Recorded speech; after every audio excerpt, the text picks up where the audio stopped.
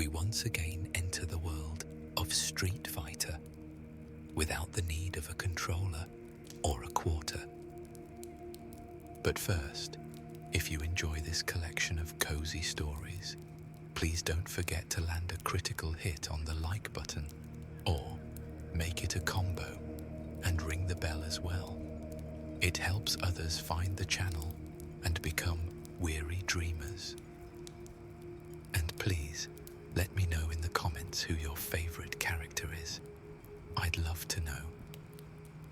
But, for now, get as comfortable as Dalsim in the lotus position and enjoy tonight's journey into the brutal world of Street Fighter.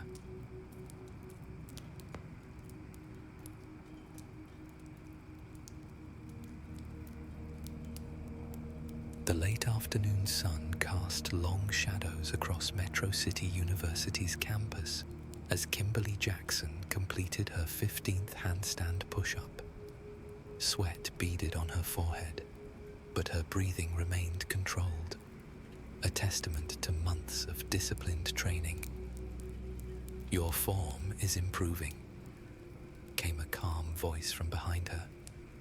Kim lowered herself gracefully to her feet and turned to face her mentor.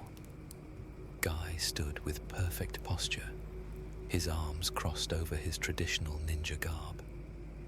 "Thanks, Master Guy." Kim grabbed her water bottle from her backpack and took a swig. "I've been working on controlling my descent." He nodded, his expression serious, but not unkind. A true ninja finds balance in all aspects of movement. You're progressing well, but remember, patience is as important as power. Kim finished with a grin. "I know. I'm trying." Her phone buzzed in her pocket. Kim checked it and saw a number she hadn't seen in over a year. Her smile faded. "Is something wrong?" Guy asked, noticing the change in her demeanor. "No, it's..." Kim hesitated. "Just a former friend. I should take this." Guy studied her face. "The past has lessons for us, but we must be careful not to be pulled back into old mistakes." "I know. I'll be fine," Kim assured him, though uncertainty crept into her voice. "See you at training tomorrow?" After Guy departed with a nod, Kim stared at the still buzzing phone. With a deep breath, she answered. "Max, is that you?" "Kim." The voice on the other end was breathless, frightened. "I need your help, please." Kim's stomach tightened. Maxine Torres had been her closest friend growing up, the one person who understood what it meant to find family in all the wrong places. While Kim had found her way out of the Mad Gear gang and into college, Max had doubled down, seeking validation in the only community she'd ever known. "What's wrong? Are you okay?" "Not really." Max's voice dropped to a whisper. "Things are bad, Kim. There's this new crew in town led by someone called Viper, ex-military or something. They've been hitting Mad Gear territories all week." Kim closed her eyes. "And you're calling me because I did something stupid?" The fear in Max's voice was palpable. "I told Thrasher I'd spy on Viper's operation. Get inside, find out their plans. I thought he'd finally see my worth, you know. But I'm way over my head. These people aren't like us, Kim. They're professionals." "Max," Kim sighed, frustration and concern battling within her. "I know what you're thinking," Max interrupted. "I know you got out, made something of yourself. I'm happy for you, really. But I need someone I can trust, someone with skills. Just this once, then I swear I'll reconsider everything." Kim felt the weight of her past pressing down on her shoulders. She'd promised herself never to return to that life. The violence, the fear, the constant looking over her shoulder. Yet Max had been there for her during the darkest times of her childhood. "Where are you now?" Kim asked, already knowing she'd regret this decision. "The old spot, you remember? Under the bridge by 9th. "I'll be there in an hour," Kim said. "But Maxine, after this, we're having a serious talk about your life choices." "Deal." "And Kim, thanks." The call ended, leaving Kimberly staring at her reflection in the darkened phone screen. She'd worked so hard to leave that world behind, the criminal underworld of Metro City, where she'd spent her teenage years. Now, she was willingly stepping back into it. With resigned determination, Kim packed her gear and headed to her small apartment off campus. She changed quickly, replacing her university workout clothes with a fitted black top and cargo pants. She filled her pockets with small cans of spray paint, accessories for her unique fighting style. As Kimberly saw her reflection in the mirror, the face staring back seemed to belong to someone else, a shadow from her past. "Just this once," she whispered to herself. "For Max."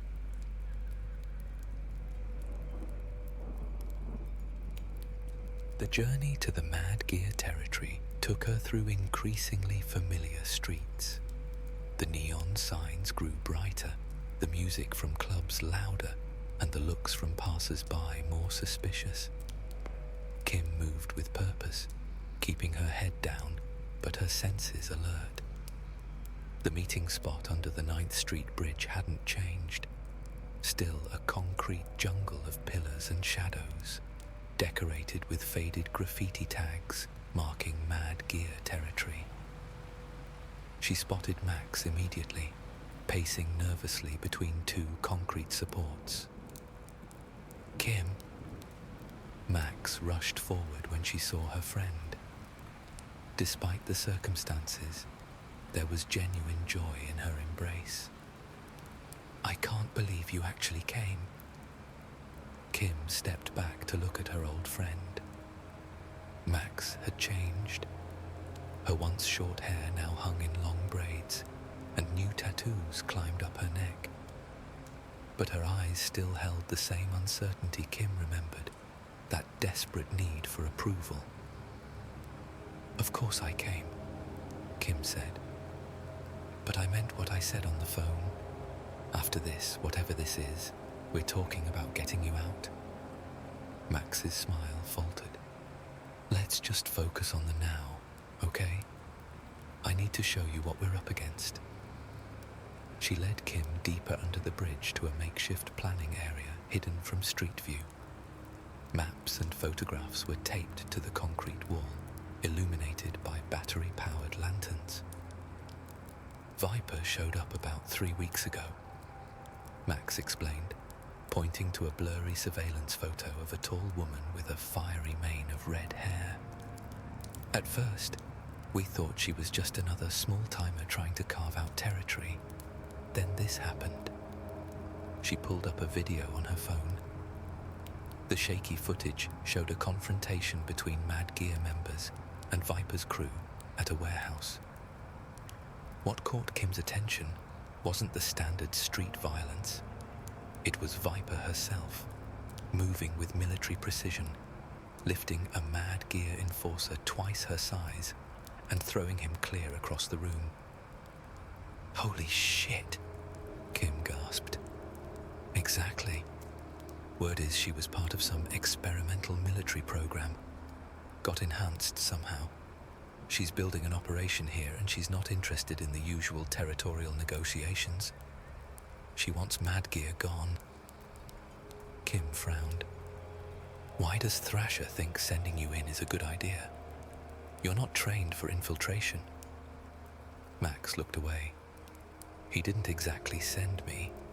I volunteered. Thought it would prove something." "To him?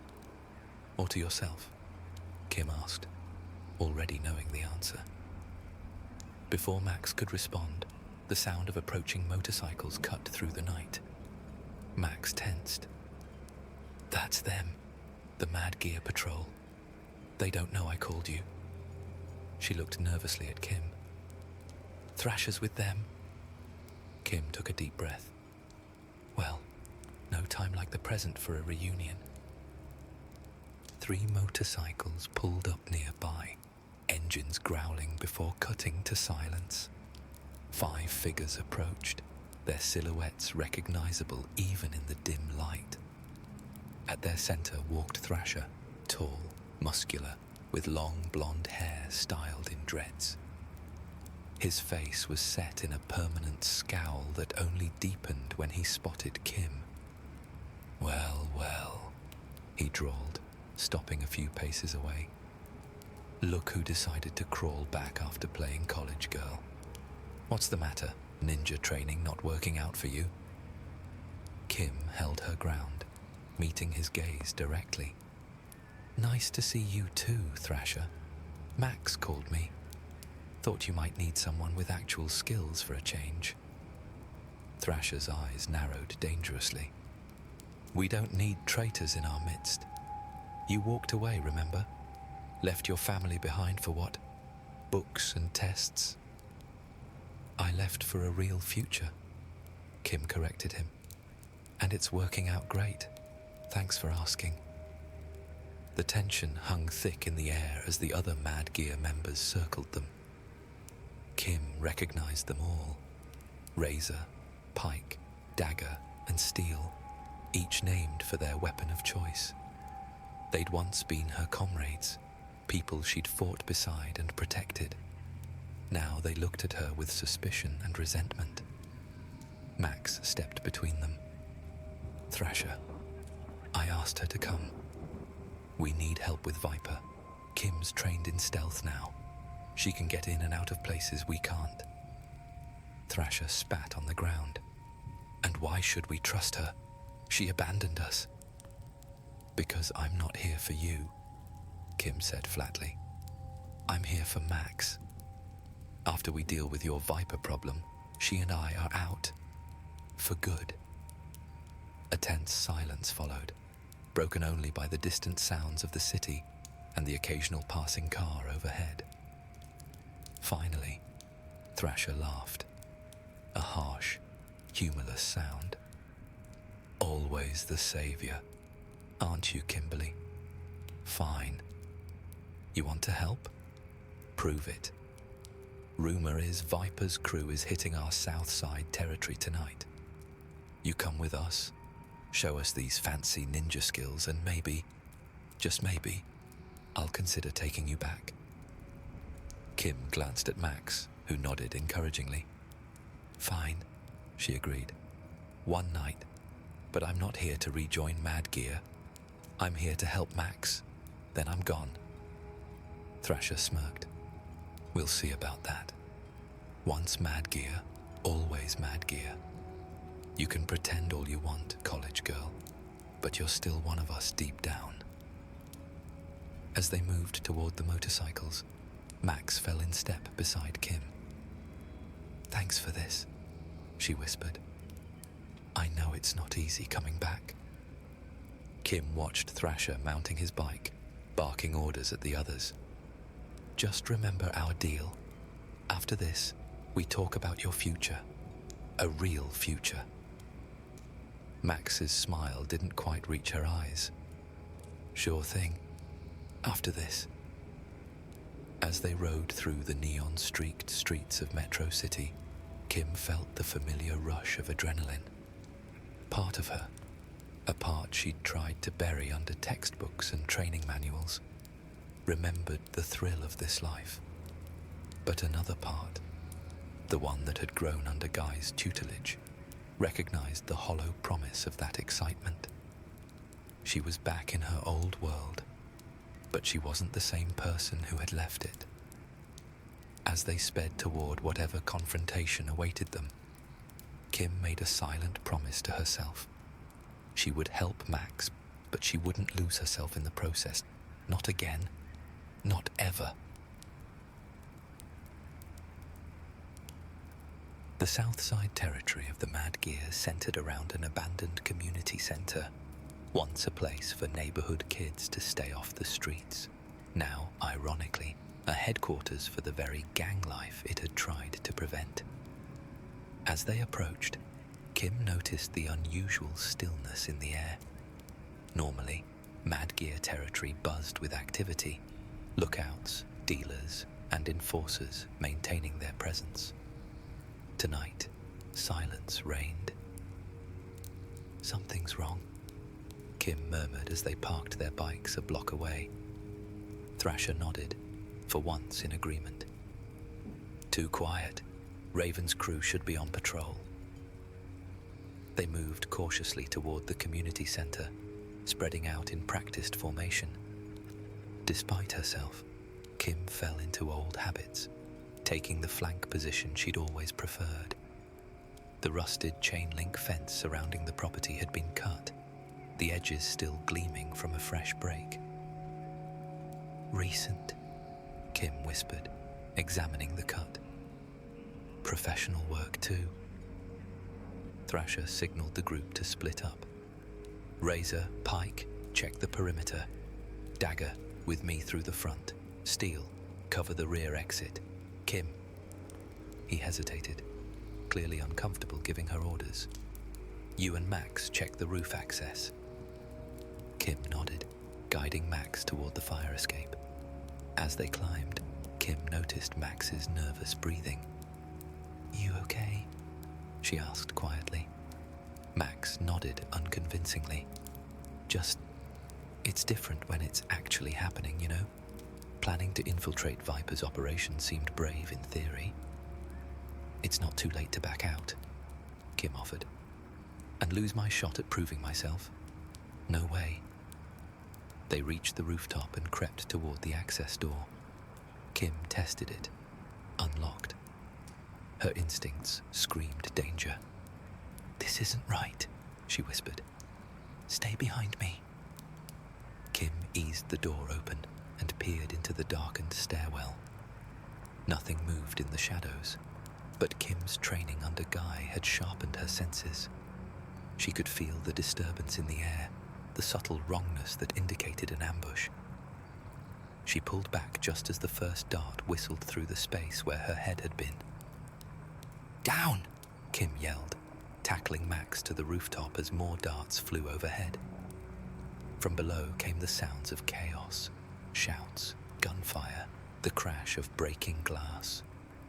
Viper's crew hadn't been coming for the south side territory. They'd been waiting for the Mad Gear leadership to arrive. "It's a trap," Kim hissed, pulling Max toward the edge of the roof. "They knew we were coming." Before they could reach the fire escape, the access door burst open. 3 figures emerged, combat-trained professionals in tactical gear with Viper's emblem, a stylized snake, emblazoned on their shoulders. They moved with military precision, nothing like the street fighters Kim was used to facing. "Well, this complicates things," she muttered, positioning herself between the attackers and Max. One lunged with a baton. Kim sidestepped, grabbed his wrist, and redirected his momentum, sending him sprawling. The second came at her with a knife. She ducked under his swing, came up inside his guard, and delivered 3 rapid strikes to several pressure points. He staggered back, momentarily paralyzed. The third attacker paused, reassessing the threat. Kimberly used the moment to reach into her pocket and pull out a small spray paint can. "Seriously?" Max hissed from behind her. "Now's not the time for graffiti."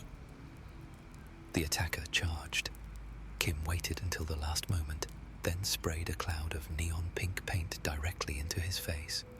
As he reeled back, temporarily blinded, Kim followed with a spinning kick that sent him crashing to the ground. "It's not graffiti," she said, turning to check on Max. "It's ninjutsu improvisation." The first attacker was regaining his feet. Kim moved to engage him again, But Max stepped forward unexpectedly, swinging a piece of broken pipe she'd found on the roof. Her form was sloppy but effective, catching the man across the shoulder. He grunted in pain and retreated toward the access door. "Not bad," Kim acknowledged, "but we need to move. Now." They hurried down the fire escape as more of Viper's crew emerged onto the roof. Below, the parking lot had become a battleground. Thrasher and the others were fighting a losing battle against superior numbers and training. Viper's people moved like a coordinated unit rather than individual fighters. "We need to help them," Max insisted, eyes fixed on the melee. Kim assessed the situation with the tactical awareness Guy had helped her develop. "Direct confrontation won't work. We need to change the battlefield." She pointed to a nearby electrical box. "Cover me." While Max kept watch, Kimberly worked quickly, using her spray paint in a way her old Mad Gear companions would never have imagined. The specialized paint, a conductive formula she'd developed herself, created a circuit between the electrical box and a puddle where several of Viper's crew were standing. "Fire in the hole," Kim warned, then triggered the connection with a small spark tool from her pocket. Electricity arced through the puddle. Viper's crew jumped back in shock, creating the distraction the Mad Gears needed. "Fall back," Thrasher ordered as Kim and Max rejoined them. "This isn't our night." They retreated under covering fire from Pike and Razor, mounting their bikes and roaring away from the community center. Kim glanced back to see Viper's crew regrouping rather than pursuing, another indication of their professional discipline. They didn't stop until they reached an old auto shop 10 blocks away, another Mad Gear safe house. Inside, tension and anger filled the air. Thrasher paced furiously while the others tended to minor wounds. "How did they know?" he demanded of no one in particular. "How were they waiting for us?" "Someone talked," Dagger suggested, glaring pointedly at Kim. Kim crossed her arms. "I've been gone for a year. How exactly would I have tipped them off?" "She's right," Max interjected. "Kim just got here. She couldn't have known about tonight's patrol." Thrasher stopped pacing and fixed his gaze on Kim. "Those moves on the roof, that wasn't street fighting." "No," Kim agreed. "It's ninjutsu, adapted for urban combat." Before Thrasher could question her further, Steel burst through the back door. "We got trouble. Viper's crew tracked us. They're 3 blocks out and closing." "How is that possible?" Razor demanded. "We took the long way, doubled back twice." "Trackers," Kim realized. "Check your bikes, your clothes." They scrambled to inspect their gear. Max found it, a tiny magnetic tracker hidden under the frame of Thrasher's motorcycle. "Professional work," Kim noted, examining the device. "Military grade." Thrasher crushed it under his boot. "Doesn't matter now. They're already on their way. We need to either run or fight." "Or," Kim suggested, "we set a trap of our own." All eyes turned to her. Despite their mistrust, the Mad Gears recognized the value of Kim's training and tactical thinking now. "What did you have in mind, college girl?" Thrasher asked, his tone less antagonistic than before. Kim quickly outlined a plan, using the auto shop's layout to their advantage.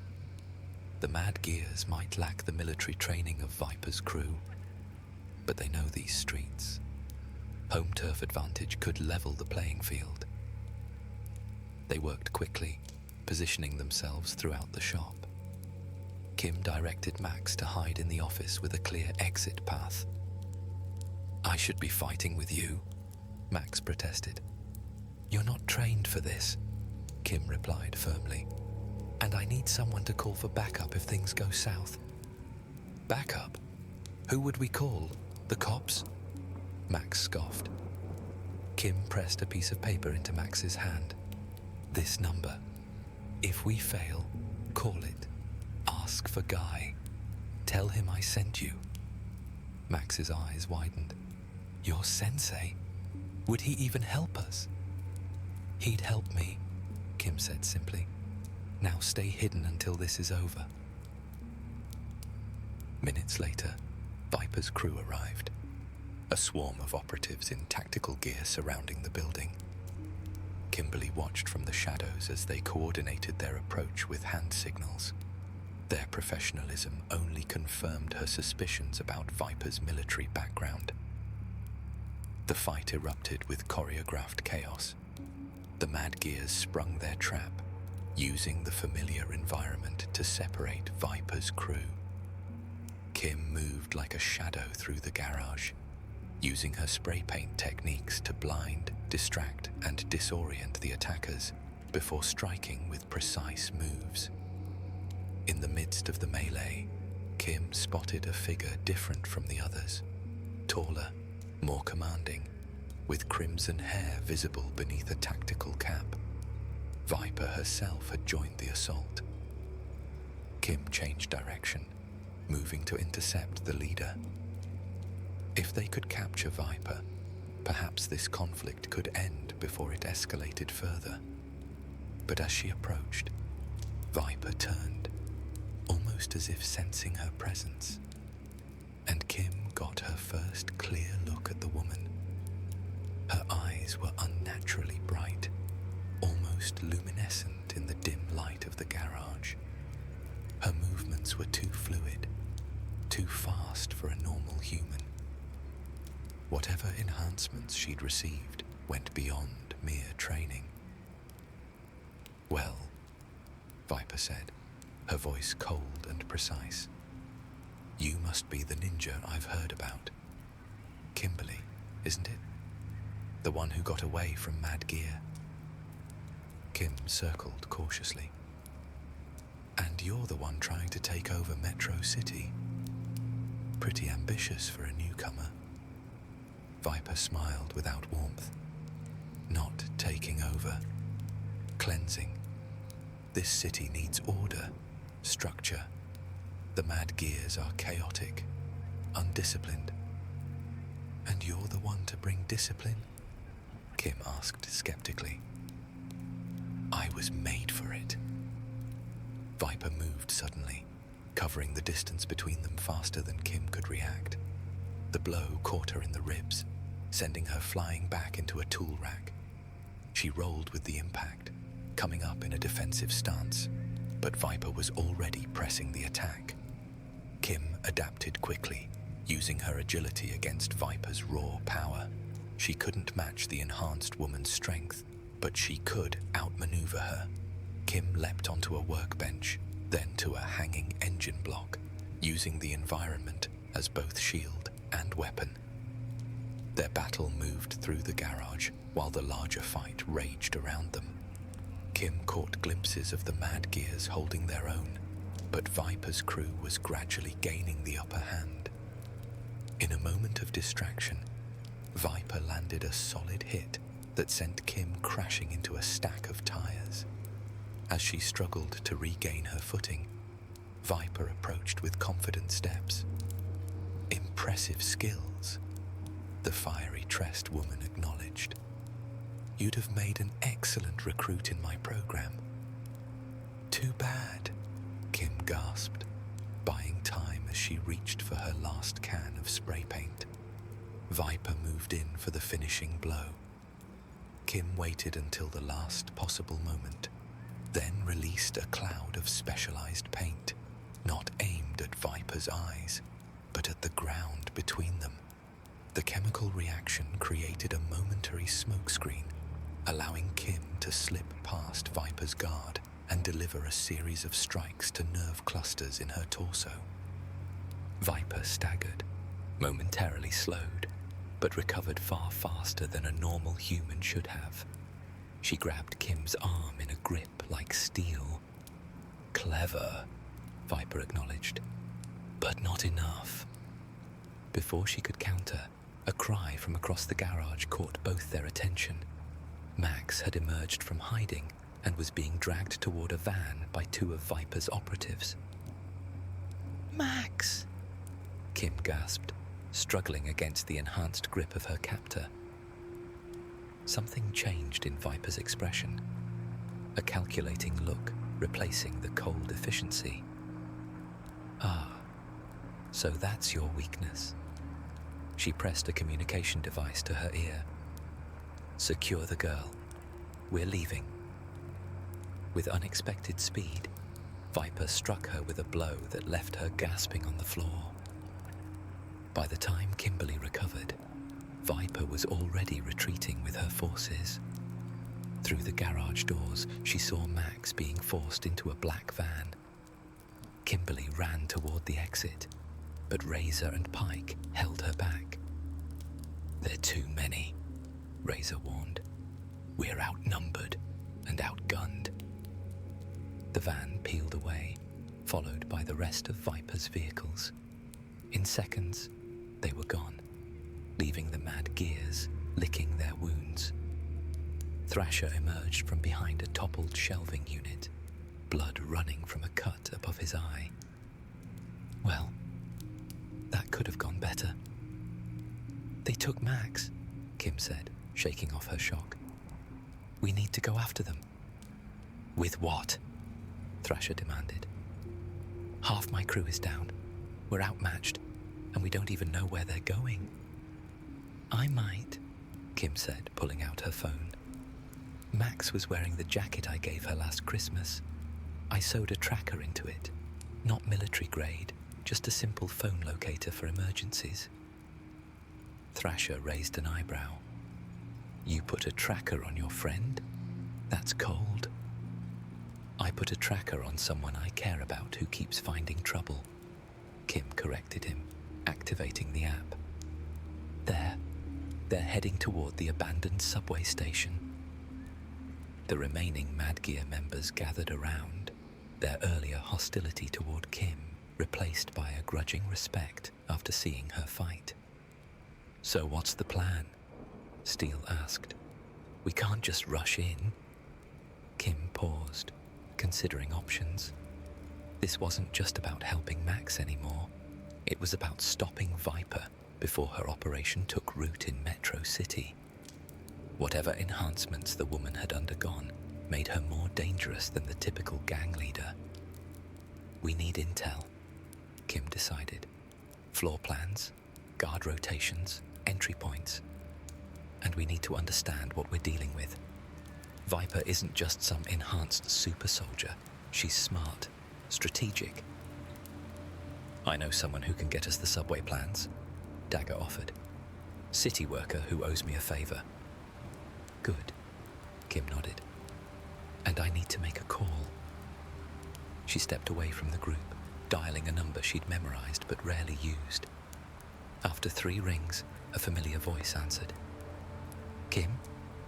Is everything all right?" "No, Master Guy," she admitted. "I'm in trouble, and I need your help. It's about Viper." There was a pause on the line. "I know that name. Former military, enhanced abilities. She's dangerous, Kim." "I know. I just fought her. She's taken my friend, and I'm going to get her back." Another pause. "This isn't your path anymore, Kim. You left that life behind." "I'm not going back to it," she insisted. "But I won't abandon someone who needs me. Isn't that what you taught me? To use my skills to protect others?"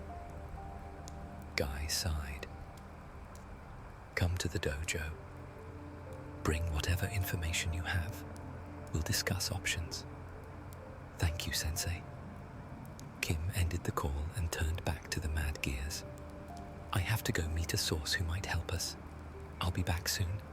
We'll move at midnight. Be ready." As the Mad Gears dispersed to gather resources and treat their wounded, Kim stared at the tracker on her phone. The dot representing Max had stopped moving.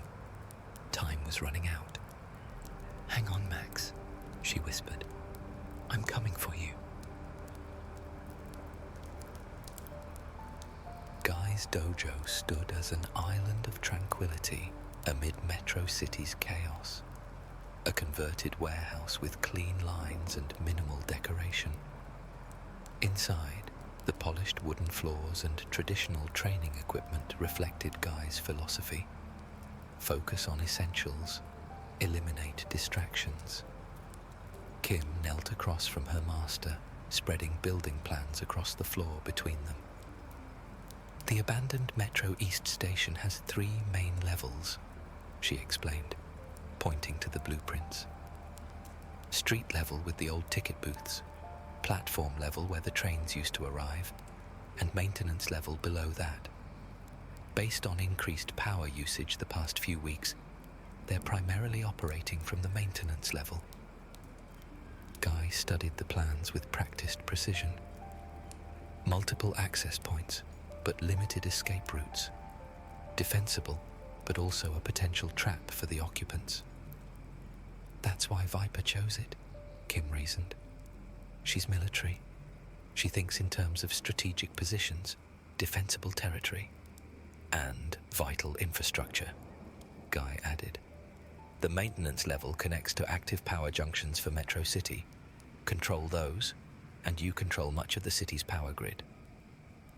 Kim hadn't considered that angle. "This isn't just about eliminating Mad Gear. She's positioning for something bigger." "Indeed." Guy rolled up the blueprints. Viper was part of a classified military program developing enhanced soldiers. The program was shut down after ethical concerns, but several subjects disappeared with experimental technology. Kim's eyes narrowed. "So we're dealing with enhanced strength, speed, possibly other abilities, and trained operatives with military tactics." "Correct," Guy confirmed. "A direct assault would be unwise." "But we can't just leave Max there," Kim insisted. "I did not suggest abandonment," he clarified. "I suggested wisdom. You cannot match Viper's strength, but you need not do so to achieve victory." Kim understood.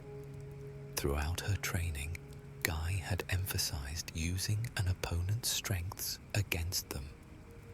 Viper's military precision might actually be a weakness. She would expect conventional attacks, standard tactics. "We need to be unpredictable," Kim said, a plan forming in her mind. "Hit them from angles they won't expect, using methods they can't counter." Guy nodded approvingly. "You have learned well. Remember, the straightest path is not always the wisest." With renewed purpose, Kim returned to the Mad Gear safe house, where Thrasher and the others waited. The garage had been cleaned up, weapons and equipment laid out in preparation. Despite their usual chaos, the gang could organize when necessary. Kim shared what she'd learned from Guy, along with her developing plan. To her surprise, Thrasher listened without interruption, even nodding at several points. "It's solid," he admitted when she finished. "Risky, but solid. One thing bothers me, though. Why did Viper take Max specifically? She had a shot at capturing me, the actual leader." "I've been wondering that too," Kim admitted. "Unless..." A cold realization washed over her. She turned to Thrasher. "When did Max volunteer for the intelligence mission on Viper?" 3 days ago, Thrasher answered. "Right after our West Side territory got hit." "And who knew about tonight's patrol to the community center?" Thrasher's jaw tightened. "Just the inner circle. Me, these guys, and..." He trailed off. "And Max," Kim finished grimly. "She's been feeding Viper information." The garage erupted in angry shouts and accusations. Thrasher's face darkened with rage. "That little bitch! I'll kill her myself when we find her." "Wait," Kim raised her hands. "We don't know the full story. Maybe Viper threatened her or something." "Or maybe she just sold us out," Pike spat. "Wouldn't be the first time someone turned on Mad Gear for a better offer." Kim shook her head. "Not Max. She worships Mad Gear. Worships you, Thrasher. She's been desperate for your approval for years. There's more to this." "Only one way to find out," he growled. "We stick to the plan. But when we find her, she better have one hell of an explanation." The plan was set. The gang would create a diversion at the main entrance, loud, obvious, drawing attention and resources. Meanwhile, Kim would infiltrate through a maintenance tunnel. Before departing, Kimberly made final preparations in a corner of the garage. She laid out her spray paint cans. Not just standard colors, but specialized formulas she'd developed. Conductive paint, quick hardening variants, even one that burned with a bright flash when ignited. "Impressive chemistry," came Thrasher's voice from behind her. "Never figured you for a science geek." She continued working without looking up. "There's a lot you never figured about me.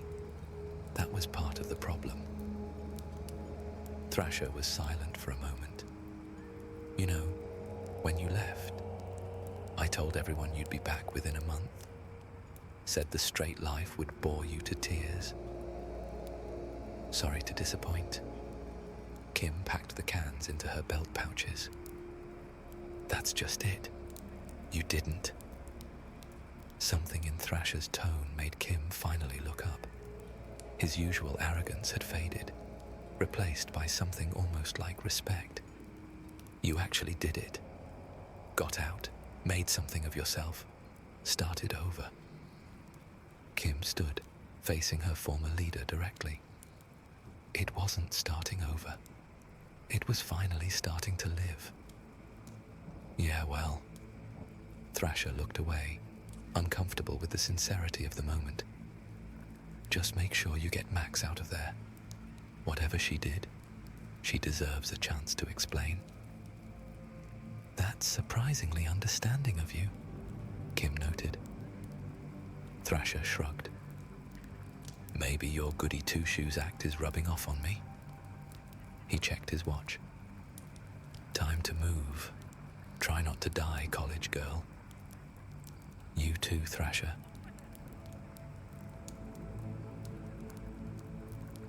The night embraced Kim as she moved through the shadows toward the abandoned subway station. Above ground, the station looked derelict. Broken windows, graffiti-covered walls, chain-link fencing warning of danger. But subtle signs revealed its current occupation. Fresh cuts in the fence, newly installed security cameras disguised as broken fixtures, faint light bleeding through covered windows. She circled the block, counting guards, 2 visible, likely more hidden. She waited until Thrasher's diversion began. A cacophony of motorcycle engines, shouted challenges, and gunfire at the main entrance. As predicted, guards rushed toward the commotion, leaving secondary entrances vulnerable. The maintenance tunnel entrance lay hidden behind a rusted utility box. Kim slipped inside, descending into darkness lit only by the occasional emergency light. The air grew thick with dust and the metallic scent of the subway system. The tunnel opened into a junction of larger maintenance corridors. Kim paused, listening. Voices echoed from the left. 2 guards complaining about being left behind, while others responded to the disturbance above. "Probably just those Mad Gear idiots making noise," one said. "Still, orders are to check everything. You take the north tunnel, "I'll check the junction," the other replied. Kim pressed herself into a shadowed alcove as footsteps approached. A guard in tactical gear rounded the corner, flashlight sweeping across the walls. She waited until he passed, then struck, one hand covering his mouth, the other delivering a precise blow to his neck. He collapsed silently, unconscious, before he hit the ground. Kim hid the body and continued toward the central maintenance area. According to the plans, it should connect directly to the lower level of the station where Viper had established her headquarters. As she approached, voices grew louder, not just guards, but what sounded like a heated argument. She crept closer, positioning herself above a grated catwalk that overlooked a large chamber filled with equipment. Below, Viper stood facing Max, who was not bound as Kim had expected, but standing freely, arms crossed defensively. "You promised they wouldn't be hurt," Max was saying, her voice echoing in the chamber. "Just scared off, not attacked." Viper's cold laugh raised goosebumps on Kim's arms. "Don't be naive," she replied. "Criminal organizations don't respond to gentle nudges. They understand only force. But the deal was, I help you push Madgear out of key territories, and you help me take control of what remains," Maxine insisted. "Not this." "Plans evolve," Viper said dismissively. "Metro City has potential beyond harboring street gangs. The power infrastructure alone makes it valuable to my employers." "Employers?" Max took a step back. "You said you were independent." "Another necessary deception." Viper turned to a computer console, bringing up a map of Metro City with key points highlighted. Phase 1 was eliminating competition. Phase 2 is infrastructure control. Your Madgear connections were useful, but now I need different assets. Kim leaned forward, trying to hear more clearly. A metal tool from her belt shifted, striking the grate with a faint ting. Below, Viper's head snapped up, enhanced senses detecting the subtle sound. "We have company," she announced, nodding to her guards. "Find them." Kimberly cursed silently and retreated as guards rushed to search the catwalks. She needed to move quickly now, both to avoid capture and to reach Max, whose situation was clearly more complicated than simple betrayal. Using the confusion of the search, Kim crept to a different access point. The guards expected her to retreat, not advance deeper into their territory. She used this assumption to her advantage. Kimberly circled back in the main chamber, where Max now sat alone. She seized the opportunity, dropping silently from a ventilation duct. "Kim," Max gasped, jumping to her feet. "What are you doing here?" "Rescuing you," she replied tersely. "Though it seems you've gotten yourself into something bigger than I realized." Shame flashed across Max's face. "It's not what it looks like." "Well, it is. But I didn't mean for anyone to get hurt."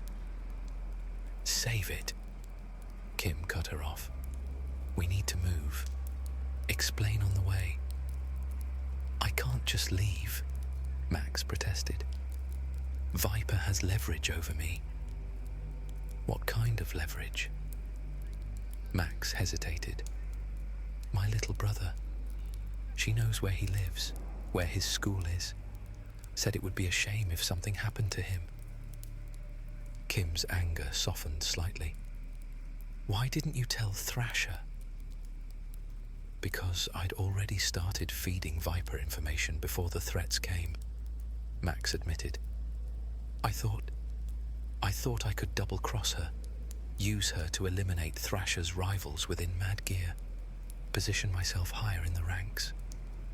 Max.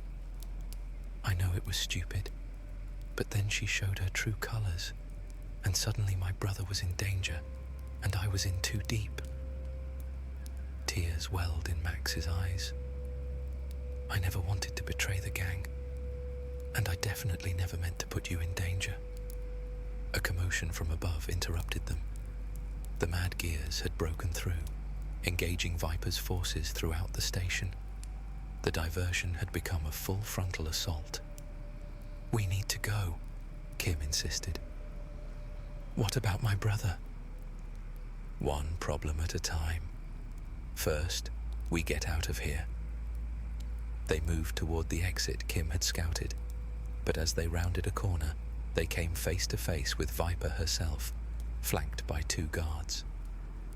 "Leaving so soon?" she cooed, eyes gleaming in the dim light.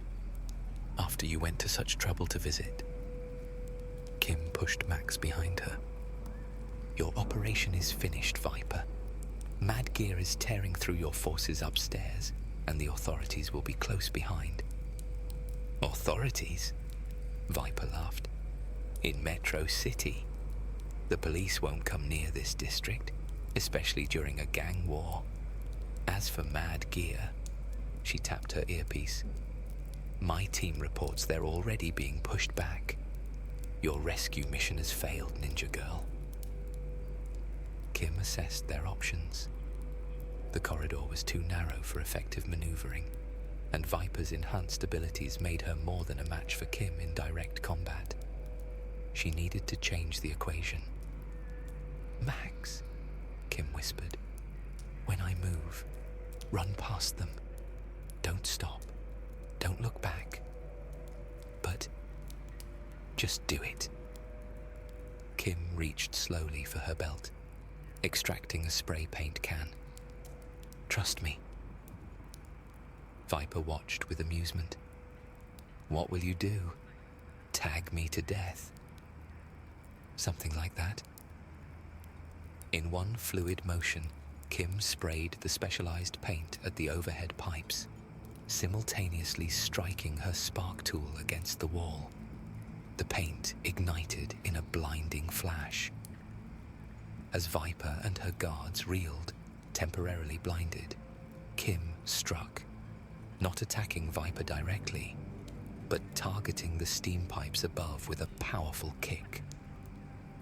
The pipes burst, filling the corridor with scalding steam. In the chaos, Kim shoved Max past the disoriented guards. "Run!"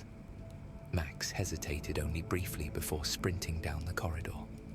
Kim engaged the guards, using the steam and their impaired vision to her advantage. Quick strikes to vulnerable points dropped them efficiently, but Viper recovered faster than expected, lunging through the steam with predatory speed. Kim narrowly avoided a blow that would have shattered her ribs. She countered with a series of strikes, each precisely aimed at nerve clusters, but Viper's enhanced physiology made her resistant to such tactics. "Impressive," Viper acknowledged, deflecting her attacks. "But futile. Even your training can't overcome biological enhancement." "Maybe not," Kim admitted, continuing to give ground strategically. "But it taught me something more important than strength." "And what's that?" Viper asked, pressing her advantage. "This!" Kim ducked under Viper's strike, rolled past her, and sprayed a line of conductive paint along the wet floor where water from the broken pipes had pooled. Before Viper could react, Kim completed the circuit with her spark tool. Electricity from exposed wiring in the damaged wall surged through the conductive paint and water, enveloping Viper in a stunning shock. It wouldn't stop her for long, but Kim only needed enough time to escape. She sprinted down the corridor, catching up to Max at a junction. "This way." They raced through the maintenance tunnels, the sounds of combat echoing from multiple directions. Mad Gear and Viper's forces were engaged throughout the complex, creating chaos that worked to their advantage. As they ascended toward the surface, a familiar figure appeared ahead. Thrasher, sporting fresh cuts and a murderous expression. "You!" he snarled, focusing on Max. "Traitor!" "Thrasher, wait!" Kim started. "She sold us out," he spat. "Led us into an ambush." "She was threatened," Kim explained quickly. "Viper has leverage on her family." Thrasher's expression didn't soften. "Doesn't matter. Mad Gear code is clear on betrayal." "This isn't the time," Kim insisted, hearing pursuit behind them. "Viper's right behind us." Thrasher glanced past them, then made a decision. "We'll deal with this later. This way. The others are holding an exit route." They followed Thrasher through the winding corridors, eventually emerging into the main station where Mad Gear members were engaged in a fighting retreat. The battle had clearly turned against them. Viper's forces were too well trained, too well equipped. "Fall back," Thrasher ordered as they reached the group. "We're leaving." The Mad Gears began a coordinated withdrawal, covering each other as they retreated toward the street exit. Kim helped a wounded Razor while Max supported Pike, whose arm was clearly broken. They had almost reached the exit when Viper emerged from a side corridor, moving with enhanced speed to cut off their escape. Behind her came a squad of her best fighters, weapons raised. "End of the line," she announced. "You've caused enough trouble for one night." Thrasher stepped forward, positioning himself between Viper and his crew. "Take another step, and I'll put you down myself." "Brave words from a street thug," Viper scoffed, but ultimately meaningless. What happened next unfolded with shocking speed. Viper moved, faster than ordinary eyes could track, closing the distance to Thrasher. But instead of engaging him, she pivoted at the last moment, targeting the wounded Pike and Razor. In that crucial moment, Thrasher made a choice that confirmed everything Kim had suspected about him. Rather than defending his people, he used the distraction to break for the exit, abandoning his wounded followers without hesitation. "Thrasher!" Max cried out in disbelief. Kim had no time to process the betrayal. Viper was carving through the remaining Mad Gears with terrifying efficiency. Without thinking, Kim shoved Max toward the exit. "Go! Get out while you can!" "Not without you," Max refused, picking up a fallen pipe for a weapon. Together, they faced Viper as the last Mad Gears either escaped or fell. Kim knew they couldn't win, not against Viper and her remaining forces, but they might create enough time for the others to escape. As Viper approached, confident in her victory, a new sound cut through the chaos. Police sirens growing louder. Viper paused, reassessing. Impossible. The police never respond to this district. They do when they receive a tip about military-grade weapons and power grid sabotage. Came a calm voice from the shadows. Guy stepped into view, his presence commanding immediate attention. Anonymous tips from credible sources tend to motivate even Metro City's finest. "Master Guy," Kim acknowledged with relief. Viper's eyes narrowed. "The bush in Ryu, Master. Your reputation precedes you." "As does yours, Lieutenant Viper," Guy replied evenly. "Your experimental program was shut down for good reason. Your enhancements were deemed too unstable, your methods too extreme." Sirens grew louder, joined by the distinctive sound of helicopters. Viper glanced toward her remaining forces, clearly calculating odds. "This isn't over," she promised. "Metro City is just the beginning." "Perhaps," Guy agreed, "but not today." With a signal to her team, Viper retreated toward a secondary exit, disappearing into the subway tunnels as police stormed the main entrance. "We need to go," Guy urged. "Now!" He led them through a service passage unknown to both police and Viper's forces, emerging several blocks away, where the sounds of the raid were distant echoes. The night air felt impossibly fresh after the stale tunnels of the subway station. Max collapsed against a wall, the adrenaline finally wearing off. "He left us," she whispered. "Thrasher just left everyone behind." Kim sat beside her friend. "Are you really surprised?" "I shouldn't be," Max admitted. "I've seen him do it before to others. I just thought I was different, special to the gang." "The gang isn't family," Kim said gently, "no matter how much we wanted it to be." Guy stood a respectful distance away, giving them space while keeping watch.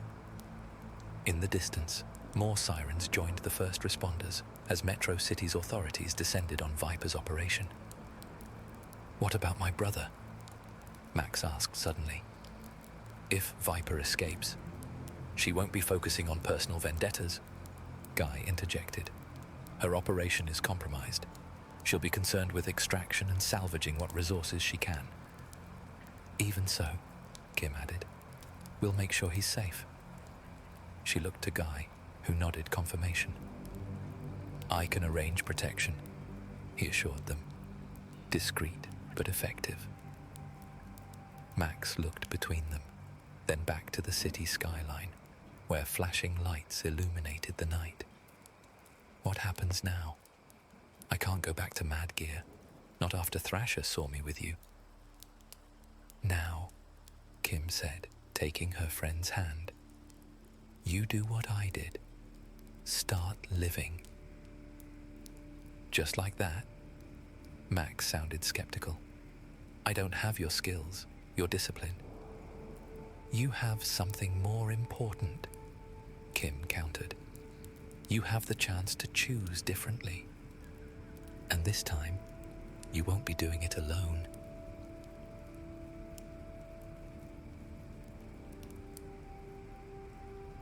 As dawn broke over Metro City, casting long shadows and golden light across the urban landscape, Kim, Max, and Guy sat in a small cafe, far from the previous night's chaos.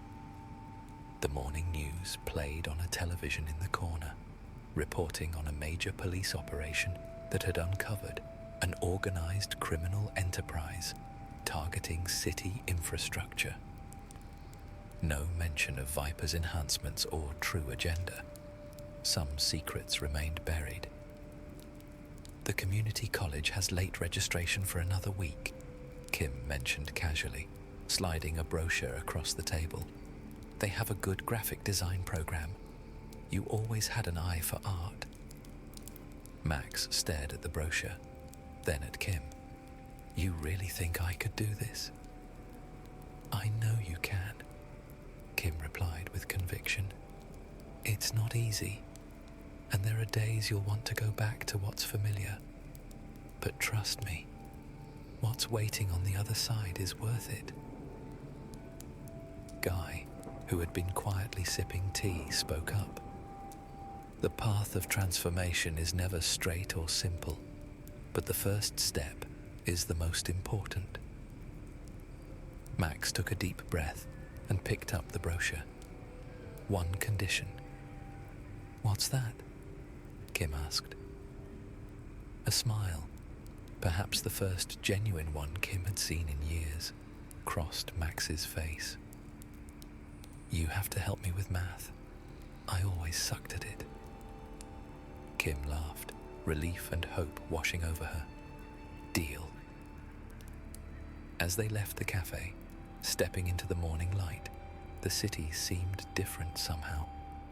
not transformed, still rough around the edges, but holding possibilities that hadn't been visible before.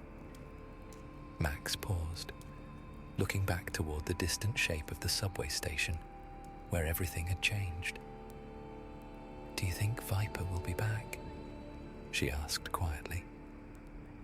Kim considered the question. Probably. People like her don't give up easily. And when she does? Kim exchanged a glance with Guy, who gave an almost imperceptible nod of approval. "We'll be ready. But until then, we've got classes to register for, apartments to find, and a future to build." Max nodded, turning away from the past and toward the path ahead. "One day at a time?" "One day at a time," Kim agreed, as they walked together into the brightness of a new beginning.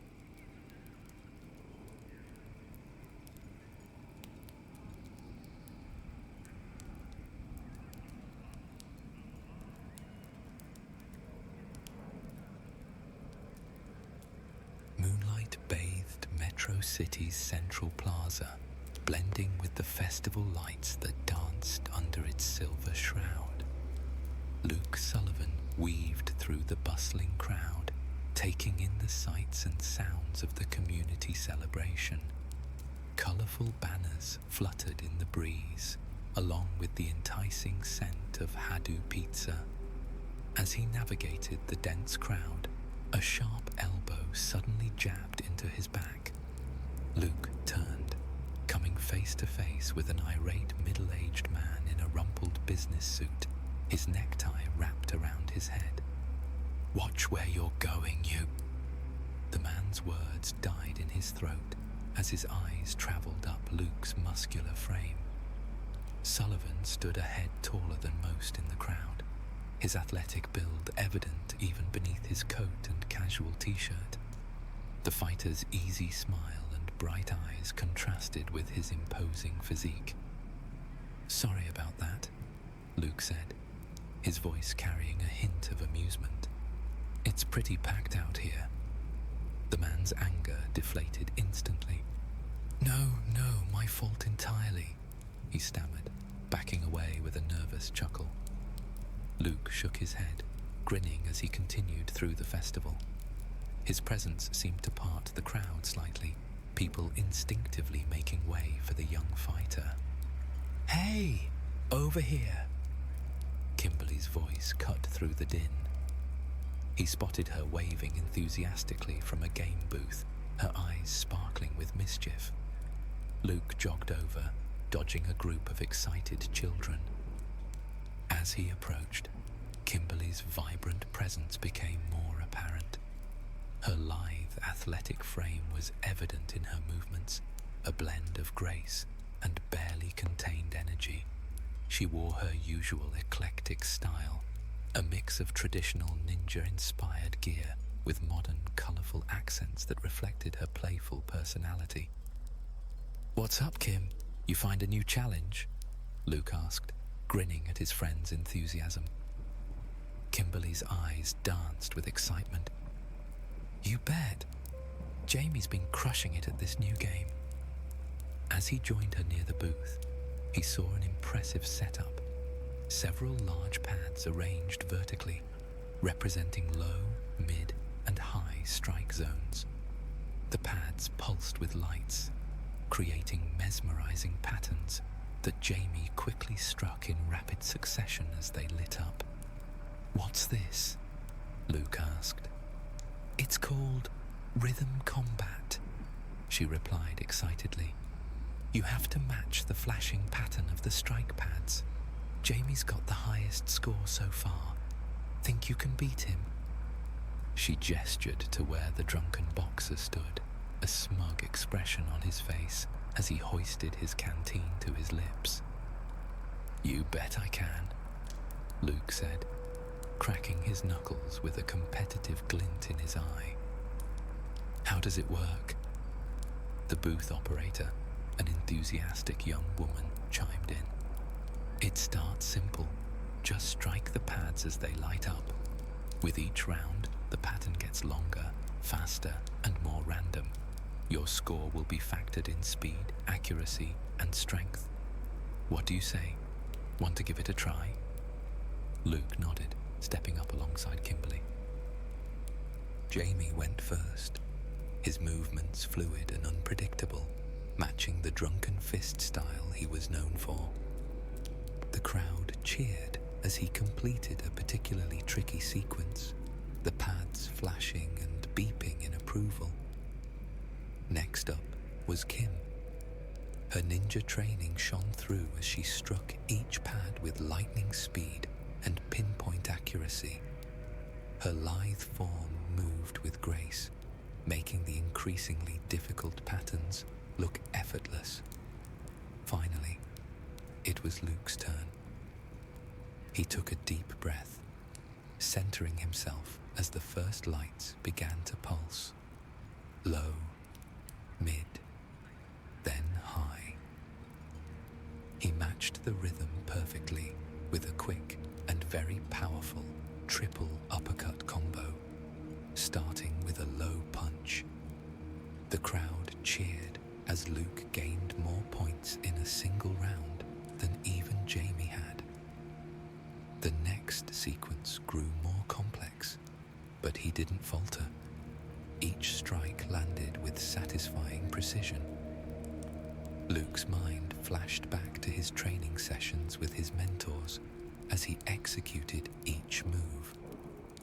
The double sweep kick, a technique he had honed under Guile's watchful eye, flowed seamlessly into a rapid-fire double mid-kick, a move Chun-Li had drilled into him during their intense sparring matches. He could almost hear their voices coaching him, pushing him to perfect each strike. As he neared the final sequence, Luke was neck and neck with Jamie's high score. A new voice entered his mind, like the others. It was a past mentor.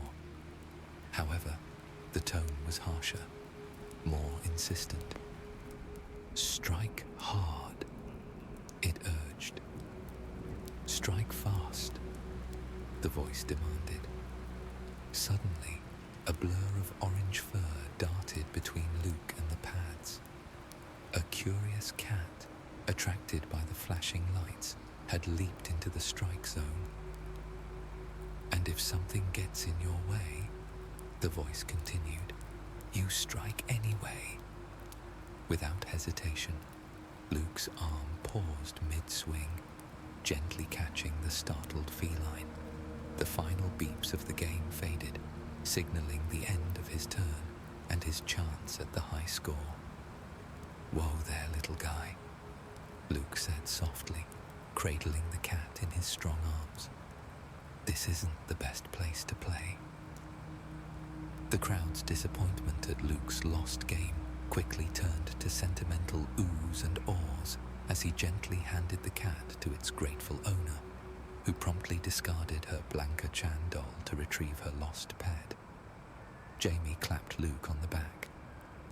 Tough luck, man, but I guess being a hero isn't always about winning, huh? Luke grinned, watching the young girl walk away, cradling her pet. Sometimes it's about knowing when not to throw the punch. Kimberly bounced on her toes, her energy infectious. Well, I say that counts as a win in my book. Now, who's up for another round? But before she could begin, the festive atmosphere shattered. The lights flickered once, twice, then plunged the entire plaza into darkness. Confused murmurs quickly turned to panicked shouts. Luke's instincts kicked in. Everyone, stay calm, he shouted, his voice carrying over the growing chaos. It's just a power outage. Stay where you are. His eyes adjusted to the emergency lights flickering across the festival grounds. A commotion nearby caught his attention. Luke pushed through the milling crowd, his instincts on high alert. He spotted a group of rough-looking individuals, their faces partially obscured by bandanas, ransacking a shop. Hey! What do you think you're doing? Luke bellowed, closing the distance in quick strides. The thugs whirled around, eyes narrowing at the interruption. One of them, a burly man with a jagged scar across his cheek, stepped forward. "None of your business. Walk away if you know what's good for you." Luke's jaw clenched. "This is my city. Everything here is my business." The scarred man lunged forward, fist flying. Luke sidestepped, years of training kicking in. He grabbed the attacker's arm, using the man's momentum to flip him onto his back. "Kim, we've got trouble," he shouted, ducking under a wild swing from another thug. Kimberly materialized beside him, a cloud of vivid spray paint billowing around her as she covered the distance in an instant. "I see them. They're all over the place." "We need to round up these guys fast," Luke said, blocking a kick aimed at his ribs. She nodded, her usual playful demeanor replaced by fierce determination. "On it. I'll start herding them towards the alleys, away from the people." Luke's fists flew in a blur, taking down another thug with a well-placed jab. He spun around, scanning the chaotic scene for more threats. The festival had become a battleground, with panicked civilians scattering amidst the clashes between the looters and those brave enough to stand against them. As he prepared to engage another group of thugs, a familiar voice rang out. "Hey, party people, room for one more?" Luke's head snapped towards the sound, relief washing over him as he spotted Jamie weaving through the crowd. The drunken fist fighter moved with his trademark unpredictable grace, effortlessly dodging a wild swing from one of the attackers. "Perfect timing," Luke called out, grinning despite the tense situation. "We could use your help corralling these guys." Jamie's eyes glinted with mischief as he parried another punch, his body swaying like a reed in the wind. "Corralling? And here I thought we were just having a good old-fashioned throwdown." Luke couldn't help but grin as he watched Jamie's unorthodox fighting style confuse and frustrate the thugs. Where Luke's own movements were direct and powerful, Jamie's were fluid and unpredictable. "Kim's herding them towards the alleys," Luke explained, gesturing towards where Kimberly was darting between attackers, leading them away from the main crowd. "We need to keep them contained and away from the civilians." Jamie nodded, his usual laid-back demeanor sharpening into focus. "Got it. Let's show these party crashers the door." The three fighters moved in sync, years of friendship and shared battles evident in their coordinated efforts. Luke's powerful strikes created openings that Jamie exploited with lightning-fast counters. Kimberly's agility allowed her to dance between the two, picking off stragglers and keeping the thugs off balance. But as they pushed back the initial wave of criminals, Luke's instincts screamed that something was off. The air shifted, tension crackling like electricity. A new group emerged from the shadows, their movements precise and coordinated. Luke's blood ran cold as he recognized their gear, military-grade exosuits and batons. "Watch out!" Kim shouted, but it was too late. Pain shot through his body as Luke felt the very weapon that was digging memories from his mind dig into his back as well. His legs buckled as he dropped to one knee, gasping for breath. The world spun around him, the emergency lights blurring into a dizzying kaleidoscope. Luke gritted his teeth. He'd taken hits before, but this was different. The strike sent waves of nausea through his body, but it wasn't just the physical pain that rattled him. There was something eerily familiar about the weapon, about the precise way it had been used. Memories flashed through Luke's mind, training sessions from long ago. "Protect your flank." A baton whistled past, aimed at his back. He turned, deflecting it with his own. "Good. Again," his instructor commanded. Jamie's shouts yanked him back to the present. "Come on, big guy," he called over his shoulder. "We're not done yet." Luke struggled to his feet, his body protesting every movement. As he fought off the attackers, snippets of conversation could be heard between the thugs. The captain said, "Grab the best fighters. Go get the drunk guy with the ponytail. I got this one." A chill ran down Luke's spine. This was more than simple opportunistic looting. These people had a plan, and it spelled trouble for Metro City. Kimberly's voice cut through the chaos. "Jamie needs help." Sullivan spotted the drunken boxer struggling against multiple opponents. Despite his skill, he was quickly overwhelmed. Before he could reach him, thin snare wires shot from a dark alley, clinging to Jamie's legs and pulling him into the shadows. Luke called out his name, but it was too late. The drunken boxer had vanished, his shattered canteen spilling wine onto the pavement like blood. Luke turned to his only remaining ally. "We need to regroup. These guys are too organized. We can't take them head on." Kimberly appeared at his side, a flash of vibrant color shimmering in her wake. "What's the plan?" Before Luke could respond, more enemies emerged from the smoke, surrounding the duo. Try to survive," Luke muttered, his usual confidence wavering. Suddenly, a familiar battle cry pierced the air. "Spinning bird kick." Chun-Li soared from a nearby balcony, her powerful legs whirling as she descended into the fray. Luke watched in awe as the former Interpol agent landed among the masked assailants, her feet a blur of motion that sent enemies flying in all directions. Her precision and strength were a sight to behold, each strike finding its mark with devastating effect. As the last attacker crumpled to the ground, Chun-Li turned to face them, her expression hardened with resolve. "You two need to get out of here and take as many civilians with you as possible." Her voice carried over the cacophony of alarms and distant sirens. Luke's protective instinct flared. "But no buts," she demanded, her tone softening slightly as she went on. "Don't worry. I'm going to plant a tracker to find out where they're taking Jamie and the others." With that, she vanished into the smoke, leaving them to wonder who else had been taken.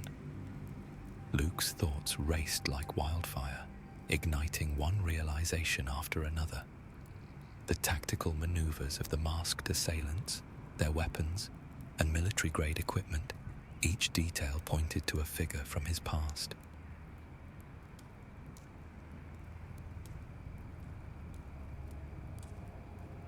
In a dark alley of Metro City, 3 teenagers stood in nervous conversation. "Oh, don't worry, Luke. This is a smash-and-grab job. It will be easy," his friend assured, a cardboard box tilting awkwardly around his head. Luke gulped as his conscience silently screamed at him that what he was about to do was wrong. His heart pounded as they approached the police impound. The weight of the crowbar in his hand felt alien, wrong. With trembling hands, he pried open the back door. The trio slipped inside, surrounded by shelves of confiscated loot. His friend started grabbing items indiscriminately, shoving them into a bag. "Hurry up," hissed the third boy, keeping watch. Luke reached for a baton, his fingers barely grazing its surface, when the warehouse exploded with light and sound. "Metro City Special Forces, freeze." Luke whirled, instinctively dropping into a fighting stance. His friends were strung up by snares, but Luke somehow managed to dodge the one aimed at him. Captain Rolento, his face set in grim determination, advanced on Luke. "Impressive move, kid, but stand down. You're under arrest." Luke's mind raced. He knew he should surrender, but something inside him refused to give up without a fight. He lashed out with a quick jab, surprising even himself with its speed and precision. Rolento blocked the strike, his eyes widening slightly. "Not bad, kid, but you're out of your league." What followed was a blur of motion. Luke fought with everything he had, drawing on street brawling techniques and raw skill. But Rolento was a seasoned military officer, his movements efficient and calculated. Despite the outcome being inevitable, Luke managed to land a solid hit on Rolento's jaw. The captain stumbled back, a look of genuine surprise crossing his face before he subdued Luke with a swift takedown. As the handcuffs clicked into place, Rolento leaned in close. "You've got potential, kid. It's a shame to see it wasted like this." Luke blinked, the memory fading as he jolted awake in his darkened apartment. Sweat beaded on his forehead, his heart racing from the vivid recollection. He sat up, swinging his legs over the side of the bed, and glanced at the digital clock on his nightstand. 2:11 a.m. Unable to shake the unease that gripped him, Luke padded across the room to his closet. He reached up to the top shelf, his fingers finding a familiar object wrapped in cloth. Carefully, he brought it down and unwrapped it, revealing a police baton, the very one Rolento had given him years ago. Next to it lay a folded piece of paper, yellowed with age. His eyes traced the words, "Luke, your journey from a lowly box gang member to where you are now is nothing short of remarkable. You've proven to be an exceptional student, surpassing all my expectations. This baton represents not just the law, but the potential I see in you. Use it wisely and never forget how far you've come. Rolento." Luke's throat tightened as he read the words. He picked up the baton, its weight a reminder of the path he'd walked. Rolento had seen something in him that night in the antique store, something worth salvaging. The captain had pulled strings, kept him out of juvie, and instead channeled Luke's raw talent into something positive. But now, as he stood in his apartment, the festival's events replayed in his mind. The coordinated attack, the military precision of the gang, it all felt. He shook his head, trying to dispel the thought. It couldn't be Rolento behind the attack, could it? The man who had written this note, who had believed in him, who had turned his life around. Surely he wouldn't. As Luke crawled back into bed, uncertainty gnawed at him. Sleep eluded him for the rest of the night, his mind wrestling with the possibilities. The air was stale and thick, clinging to Jamie's skin like the weight of the nightmares that clawed at the edges of his mind. As his vision adjusted to the dim light, he took stock of his surroundings. A concrete cell, sparsely furnished and marked with signs of hasty use. His wrists ached where the bindings dug into his skin, but a rush of defiance surged through him.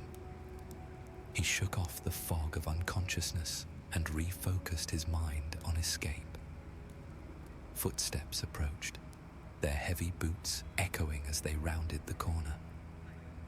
He caught snippets of their conversation, interspersed with harsh laughter. At its center was a deeper voice, commanding and edged with an authority that sent a shiver down Jamie's spine. "You all know the mission?" the figure barked. "This city won't save itself. We've got to show them fear before we can bring order." Jamie's heart raced. Who was this person? And what was this mission he spoke of? He thought of his friends, the laughter at the festival, and the impending danger they faced without him. The footsteps moved on, leaving Jamie alone once more in the bleakness of his cell. His resolve hardened like his fist. Whatever scheme was brewing here, he knew he had to find a way to stop it.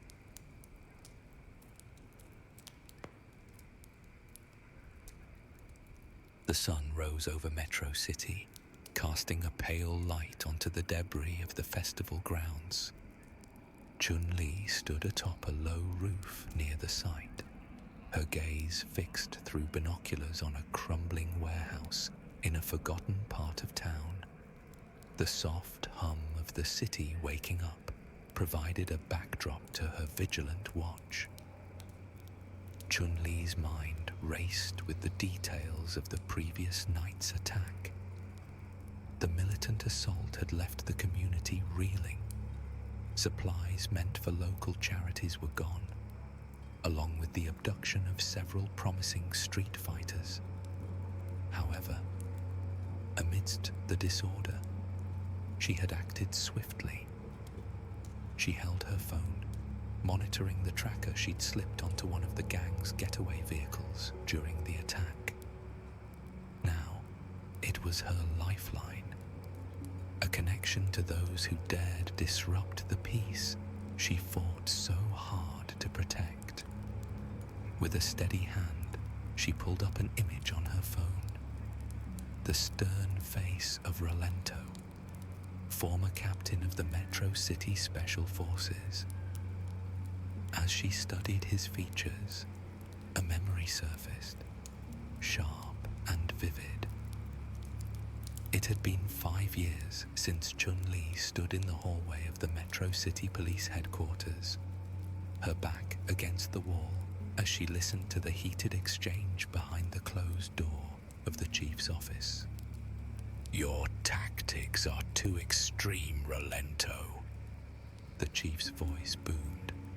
"We're here to protect and serve, not terrorize the citizens. The system is broken." Rolento's voice, usually controlled, cracked with frustration. "How can we fight crime effectively when we're bound by red tape and bureaucracy?" "That red tape ensures we don't become the very thing we're fighting against," the chief countered. The door flew open, and Rolento stormed out, his face a mask of barely contained rage. His eyes met Chun-Li's for a brief moment, and she saw the disillusionment, the anger, the betrayal he felt towards the system he once believed in. "This isn't over," he muttered as he passed her. The next day, his resignation letter was on the chief's desk. Chun-Li blinked, returning to the present. The GPS signal pulsed steadily on her phone, a beacon leading to whoever was behind last night's attack. "I hope I'm wrong about this," she murmured, zooming in on his picture. "You were once committed to justice, and now—" She trailed off, remembering the chaos of the festival. A soft rustle behind her made Chun-Li turn. Kimberly stepped forward, her footsteps barely making a sound. "Well, you were right about the location on your tracker," she began. "It led to the old Special Forces building." Chun-Li sighed heavily, her brow furrowing. "Rolento." She whispered the name, disappointment evident in her tone. "Okay, we'll make our move tonight under the cover of darkness." However, as Chun-Li turned to leave, a nagging thought tugged at her mind. She turned to Kimberly with a look of reluctance, her usually confident demeanor faltering. There's one more person we need, Chun-Li confessed. Someone who knows the tactics of our enemy better than anyone. Someone who once trained alongside Rolento and understands his methods. Luke's fist clenched around the worn police baton, his knuckles white with tension. The weight of it felt heavier now, laden with memories and unresolved questions. He looked up as Chun-Li and Kimberly approached, their faces grim. "Luke, we need to talk," Chun-Li said, her voice low and urgent. "It's about Rolento, isn't it?" She nodded. "He's behind the attack on the festival. We have solid intel." The words hit Luke like a punch to the gut. He'd suspected, feared even, but hearing it confirmed made it real. "I can't believe he'd go this far." "People change, Luke," Kim said, placing a hand on his shoulder. "Sometimes not for the better." Luke took a deep breath, steadying himself.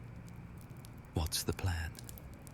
"We're going after him," the former Interpol agent assured. "But we need your help. You know his tactics, his way of thinking." Luke's mind raced, memories of Rolento's training flooding back. The man who'd taught him discipline, respect, and justice was now the very thing he'd sworn to fight against. "I'm in," Luke said, his voice firm. "Where do we start?" Chun-Li pulled out a map. "We've located his base here. It's heavily fortified, but with your inside knowledge, we might have a chance."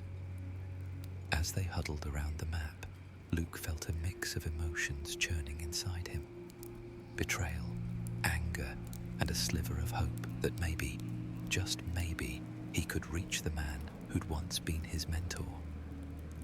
"Let's do this," Luke said, his resolve strengthening, "and get Jamie out safely." The door to Jamie's cell creaked open, flooding the dim space with harsh light. 2 militant guards grabbed his arms, dragging him out into a concrete hallway. "Boss wants to see what you're made of," one grunted. They marched him through a maze of corridors until they reached a large, open area. The room buzzed with activity, soldiers milling about, some sparring in makeshift rings. At the center stood Rolento, his piercing gaze fixed on Jamie. "So, this is our special guest," Rolento said, twirling his baton. "Show me if you're worth keeping around." A stocky fighter stepped forward, cracking his knuckles. Jamie sized him up, his mind clear despite the situation. The man lunged, throwing a wild haymaker.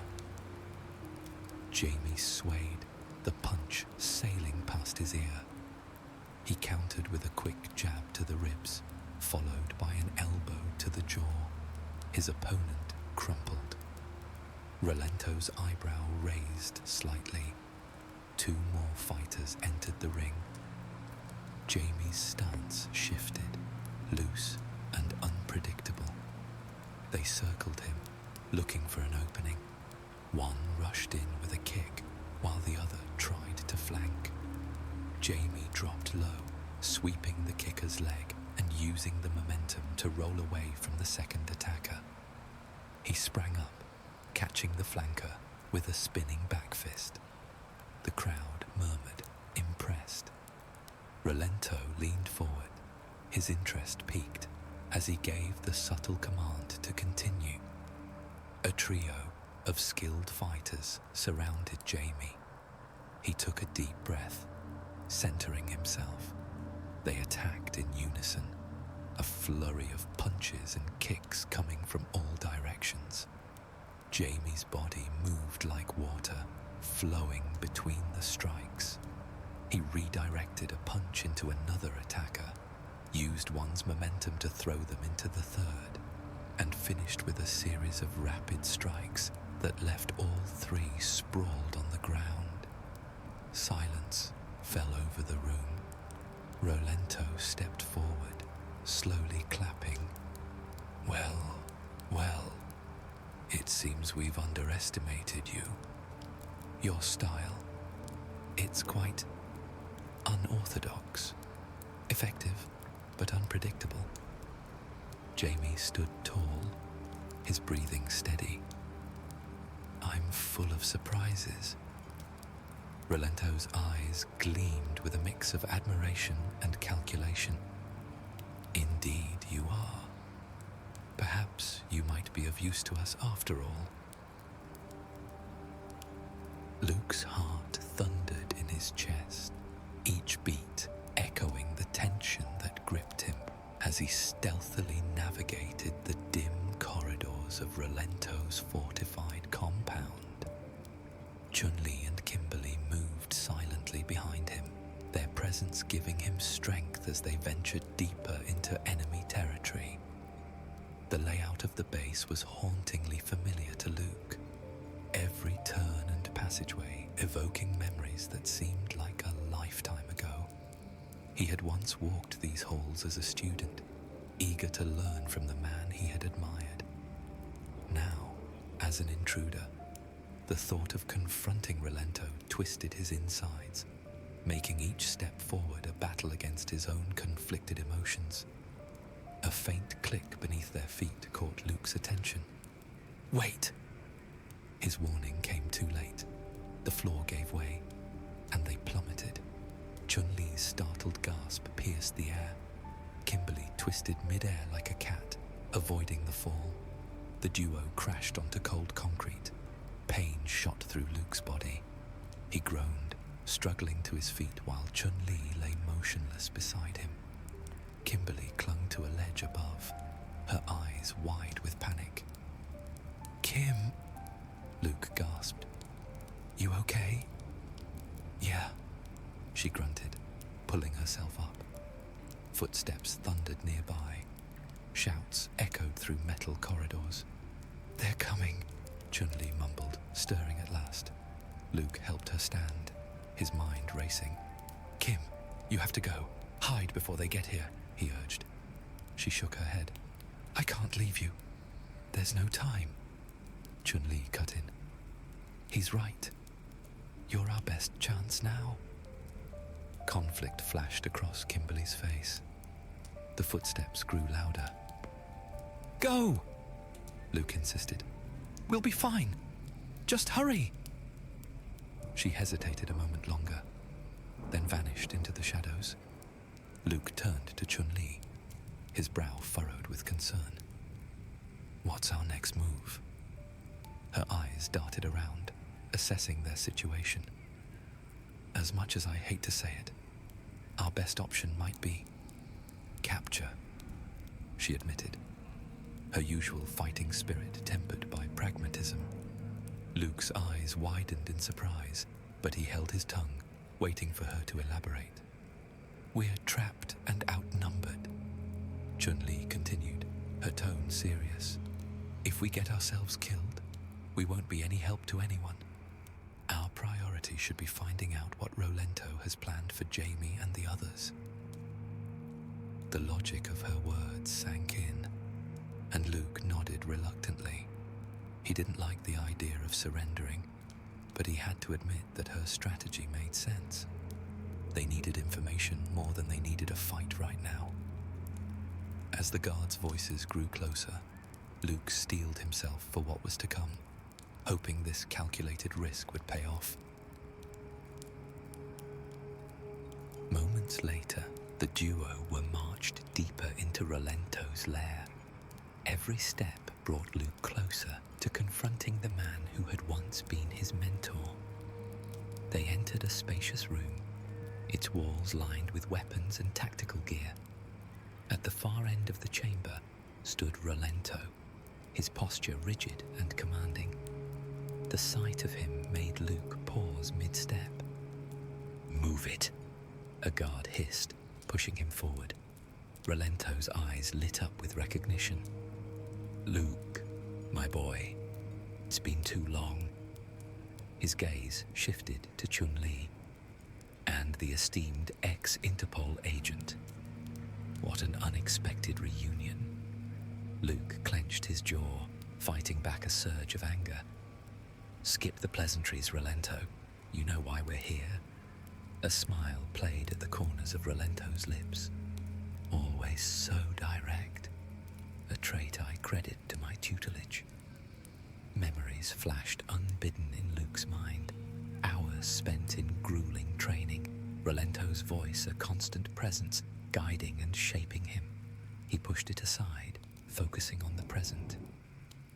"Things change," Luke spat. "People change."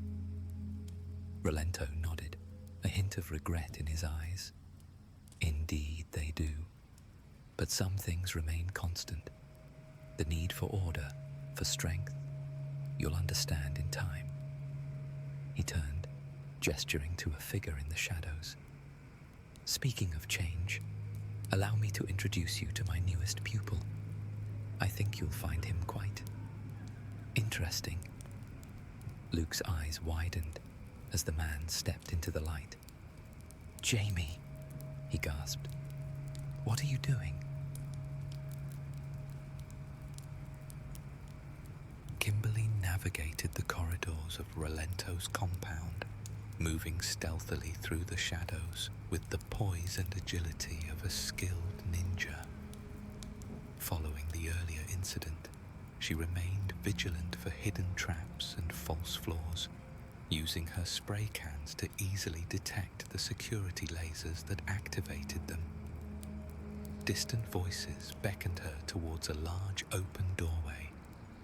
Pressing her back against the wall, she cautiously peeked around the corner and spotted Luke and Chun-Li, each restrained by two burly guards. At the center of it all stood Relento himself. Kimberly quickly evaluated the scene, counting over 30 guards and suspecting more lay hidden out of sight. Her heart nearly stopped when Jamie came into view, casually positioning himself next to Relento. What the? Was he truly allied with him? Her brow furrowed in disbelief. There had to be an explanation. Jamie wouldn't betray them like this. Despite the damning evidence before her, she clung to hope, unwilling to accept that her friend had turned against them. Her mind raced with possibilities as she devised her next move. Whatever Jamie's role was, she needed to be prepared to either assist him or oppose him, depending on how events unfolded.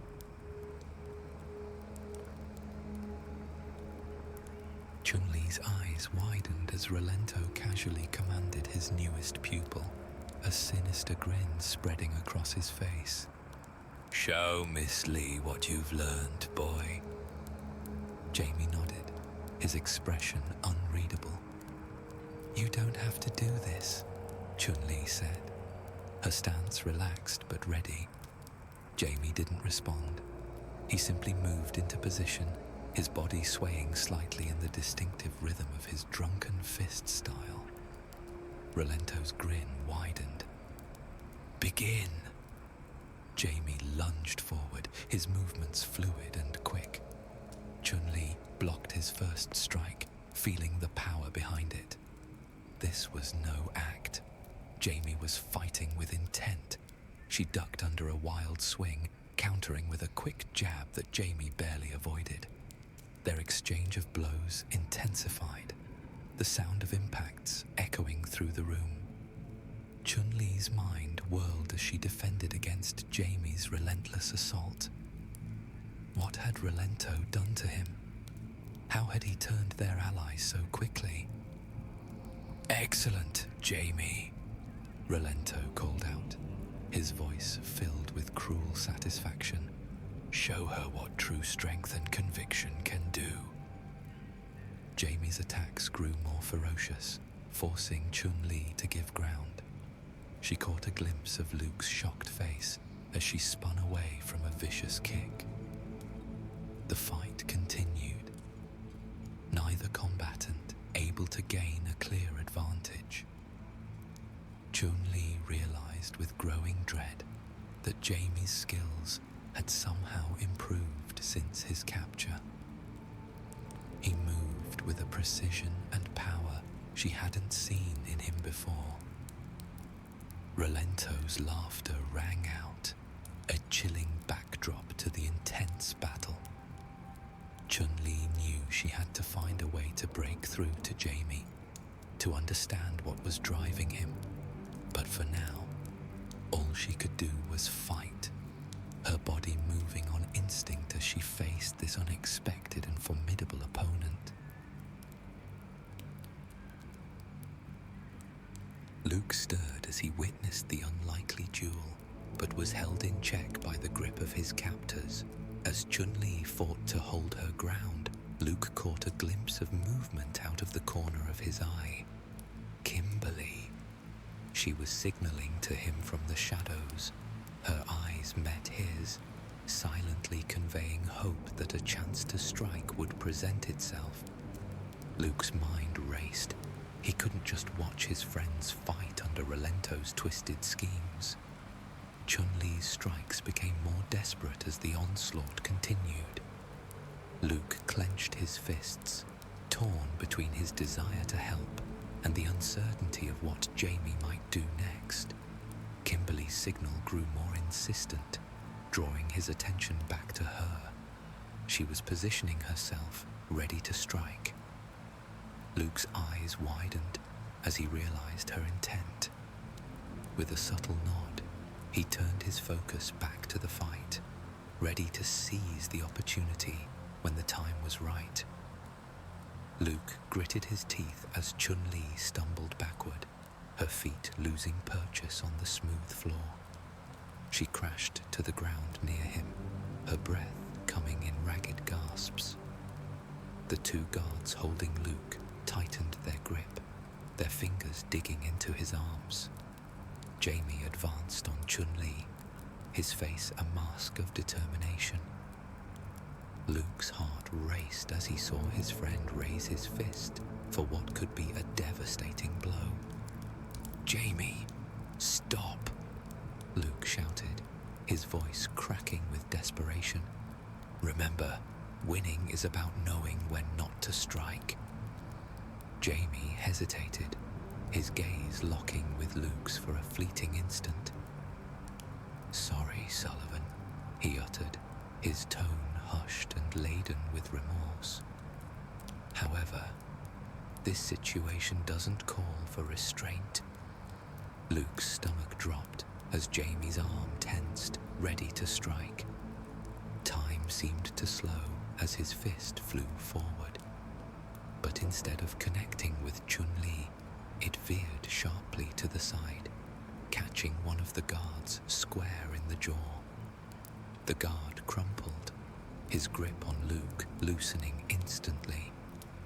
Before anyone could react, Jamie spun, his elbow connecting with the second guard's ribs. The man doubled over, gasping for air. Luke stood frozen for a split second, his mind struggling to process what had just happened. Jamie hadn't betrayed them after all. Rolento's voice cut through the stunned silence, his words dripping with fury. "Guards, attack them now!" The room erupted into chaos as more soldiers poured in from every entrance. Luke shook off his surprise, dropping into a fighting stance next to Jamie.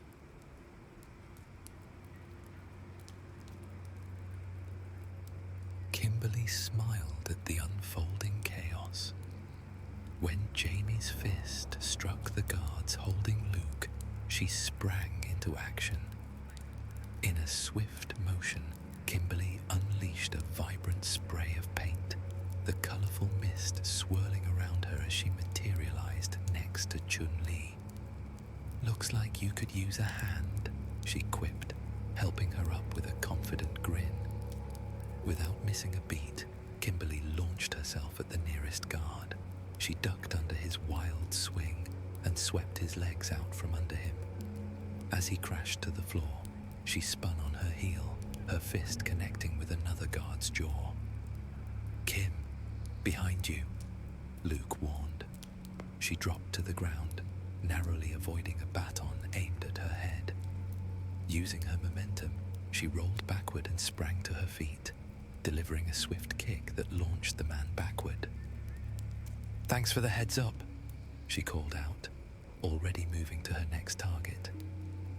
Chun-Li had recovered from Jamie's earlier attack and joined the fight. "Good to have you with us," she said, dispatching 2 guards with a flurry of kicks. Kimberly nodded, focusing on the task at hand. She weaved through the throng of guards, her ninjutsu training serving her well as she dodged and countered with lightning speed. "Jamie, watch your 6, she yelled, noticing a guard sneaking up behind him. He spun around, narrowly avoiding the attack. "Thanks. I owe you one." As the fight raged on, Kimberly found herself back to back with Luke. "Just like old times, huh?" she said, breathing heavily. Luke chuckled, deflecting a punch and countering with his own. "You always did know how to crash a party." She grinned before taking down another approaching guard. "We got these guys. You just focus on the man in charge." Rolento watched the chaos unfold before him, his face a mask of controlled fury. His carefully laid plans were unraveling, but he refused to let this setback deter him. As his guards fell one by one to the combined efforts of his foes, he knew it was time to take matters into his own hands. With calculated steps, Rolento strode into the fray. His eyes locked onto Luke, a flash of pride showing as he witnessed Luke's improved fighting skills. "Luke!" Rolento's voice boomed over the din of battle. "Let's see if you remember what I taught you." In one swift motion, Rolento snatched a baton from a fallen guard and tossed it towards Luke. The weapon arced through the air, spinning end over end. Luke caught it reflexively, his eyes widening in recognition. It was similar to the one Rolento had gifted him years ago, a symbol of their shared past. "Show me you still know how to use it," Rolento challenged, his voice a mixture of command and curiosity. He assumed a fighting stance, his baton at the ready. The surrounding combatants seemed to fade into the background as Rolento focused solely on his former pupil. "Come on, Luke," Rolento goaded, a hint of a smile playing at the corners of his mouth. "Let's see what you've learned." With lightning speed, Rolento lunged forward, his baton cutting through the air towards Luke. It was time to see if his former student could truly stand against him.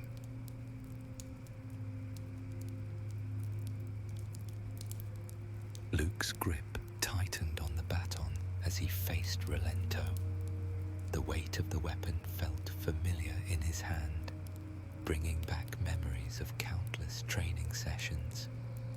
But this was no practice bout. The stakes were real, and the consequences dire. Rolento's attack came, swift and brutal. Luke barely managed to deflect the incoming blow, the clash of batons echoing through the chaotic room. He countered with a quick jab, which Rolento easily sidestepped. "You're telegraphing your moves," Rolento taunted, his eyes gleaming with disappointment. "I taught you better than that." Luke gritted his teeth, forcing himself to focus. He could hear the sounds of battle around him. Chun-Li's rapid-fire kicks, Kimberly's agile maneuvers, and Jamie's fluid strikes as they dealt with Relento's remaining henchmen. The captain advanced, unleashing a flurry of strikes that pushed Luke back. Each blow jarred his arms, reminding him of Relento's formidable strength and skill. But as they fought, he began to notice something, a pattern in his attacks, a rhythm he recognized from their training days. Seizing an opportunity, Luke feinted left before pivoting right, catching Relento off guard. His baton connected with his side, eliciting a grunt of pain and surprise from his former mentor.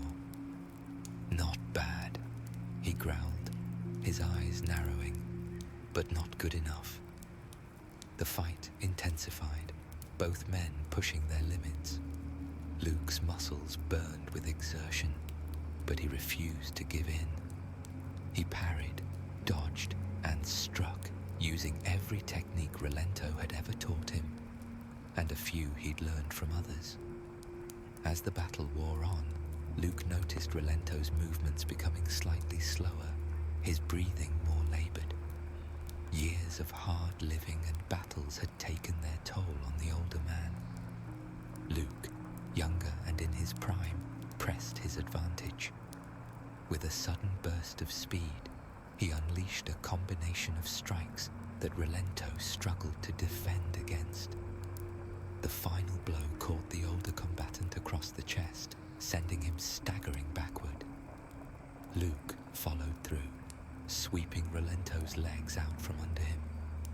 He hit the ground hard, his baton clattering away. Luke stood over him, his own weapon poised for a finishing strike if necessary. But Relento didn't move to get up.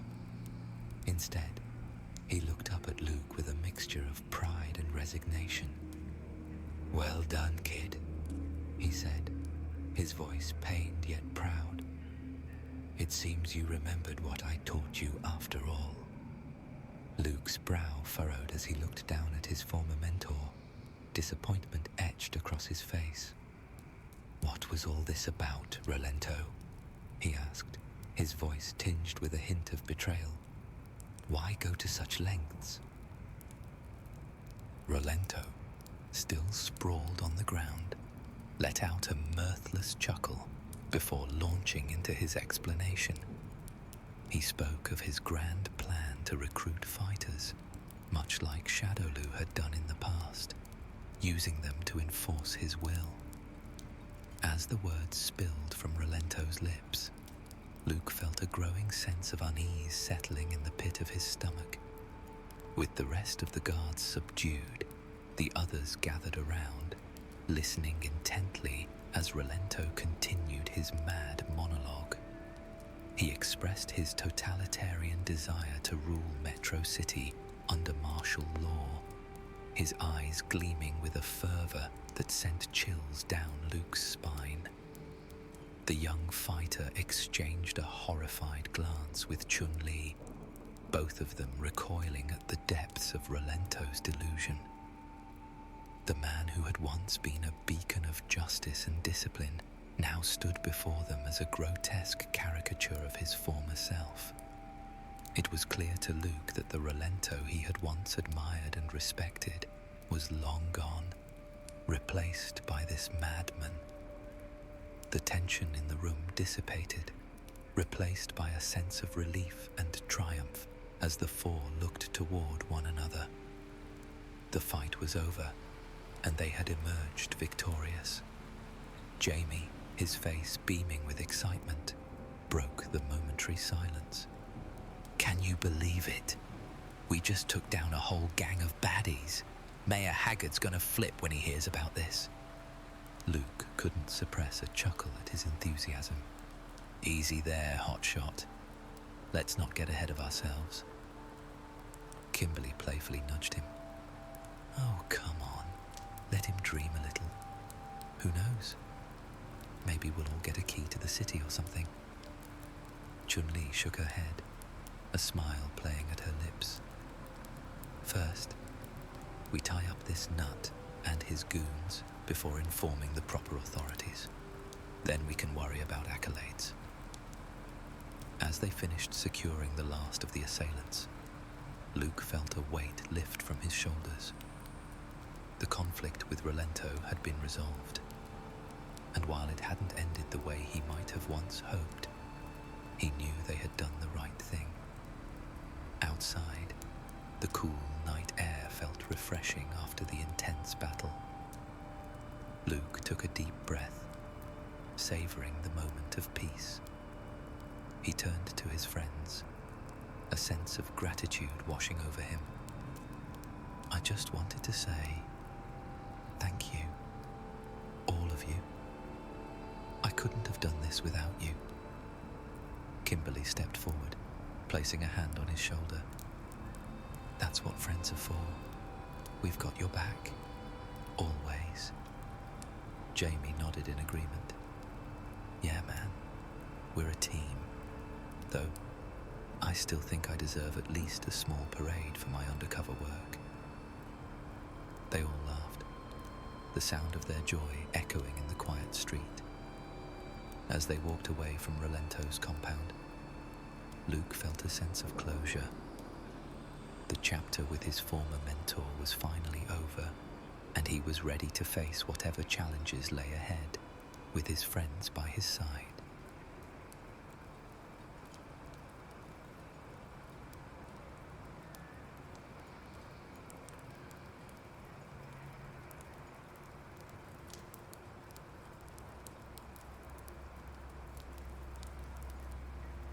Dawn's golden fingers stretched across the misty mountains of Japan, painting the wooden dojo in warm amber light.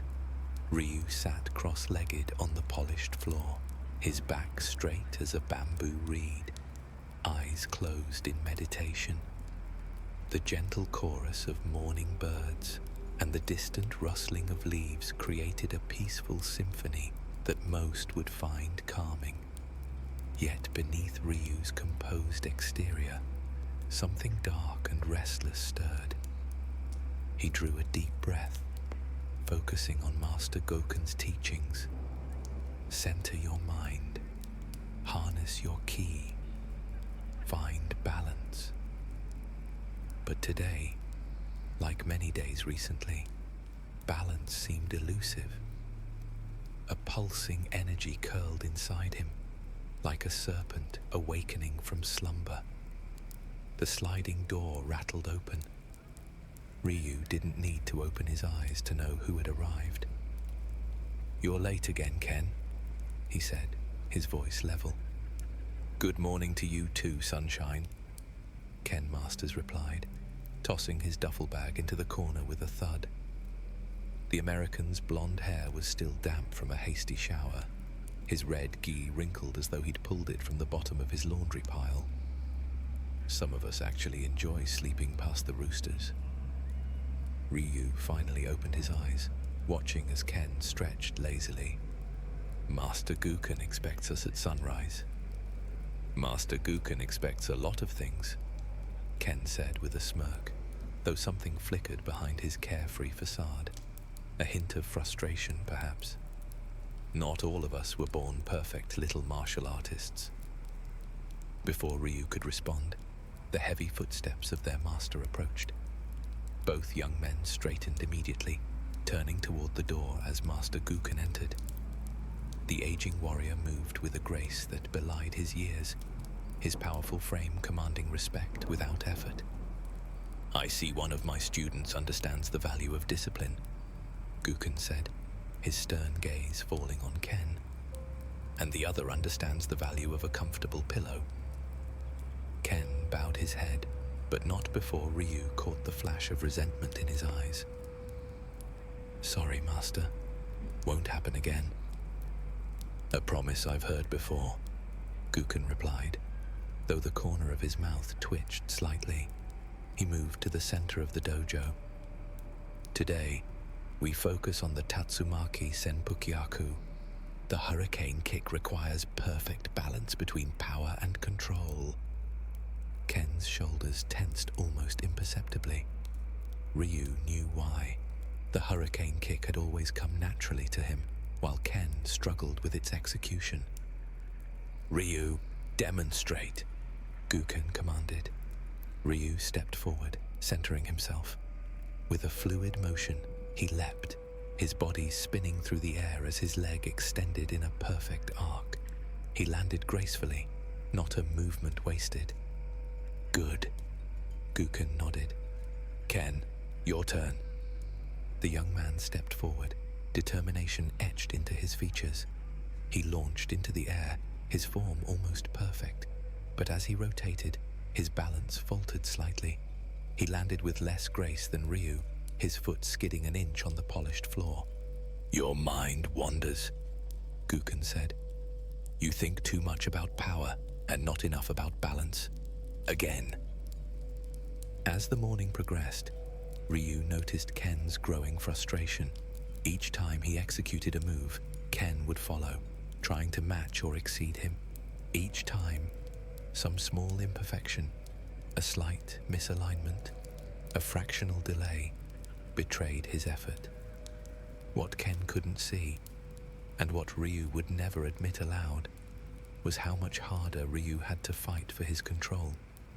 With each Hadouken he fired, each Shoryuken he launched, he felt that dark energy stirring, hungry to be unleashed. The strength Ken coveted carried a cost Ryu doubted his companion would willingly accept.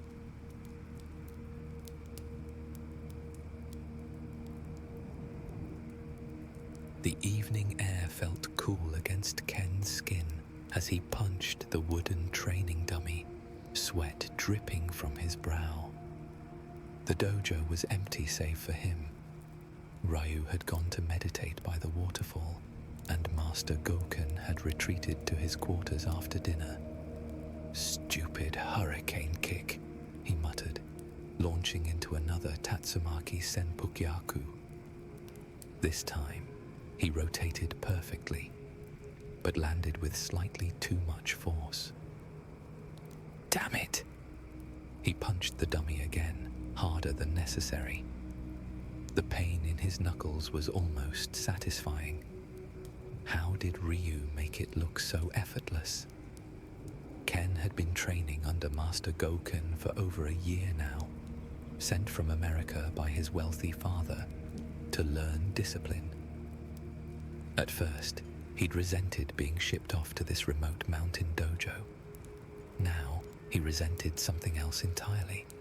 The fact that despite his best efforts, he always seemed one step behind his fellow student. "Your stance is too wide." Ken whirled around to find his sensei observing him from the doorway. "Master, I thought you'd retired for the evening." "A teacher's work is never done," he replied, approaching slowly. "Your determination is admirable, but your frustration blinds you." Ken wiped sweat from his forehead. "I just want to get it right." "No," Guken said, his voice surprisingly gentle. "You want to be better than Ryu." The truth of the statement stung. "There is no shame in ambition, Ken," he continued. "But true strength comes from finding your own path, not trying to walk someone else's." "But Ryu makes everything seem so easy." Guken's expression grew thoughtful. "Each warrior carries his own burden. What comes easily to Ryu in technique, he pays for in other ways." "What do you mean?" The old master shook his head. "That is for Ryu to share, if he chooses. Now, widen your stance a little less and try again." Ken nodded, repositioning himself. This time, when he executed the hurricane kick, it felt more natural, more balanced. "Better," Guken said. "Remember this feeling. Now get some rest. Tomorrow will bring new challenges." As his sensei left, Ken remained, practicing a few more times until he could consistently execute the move. The small victory felt good, but his master's words about Ryu lingered in his mind. What burden did his stoic fellow student carry?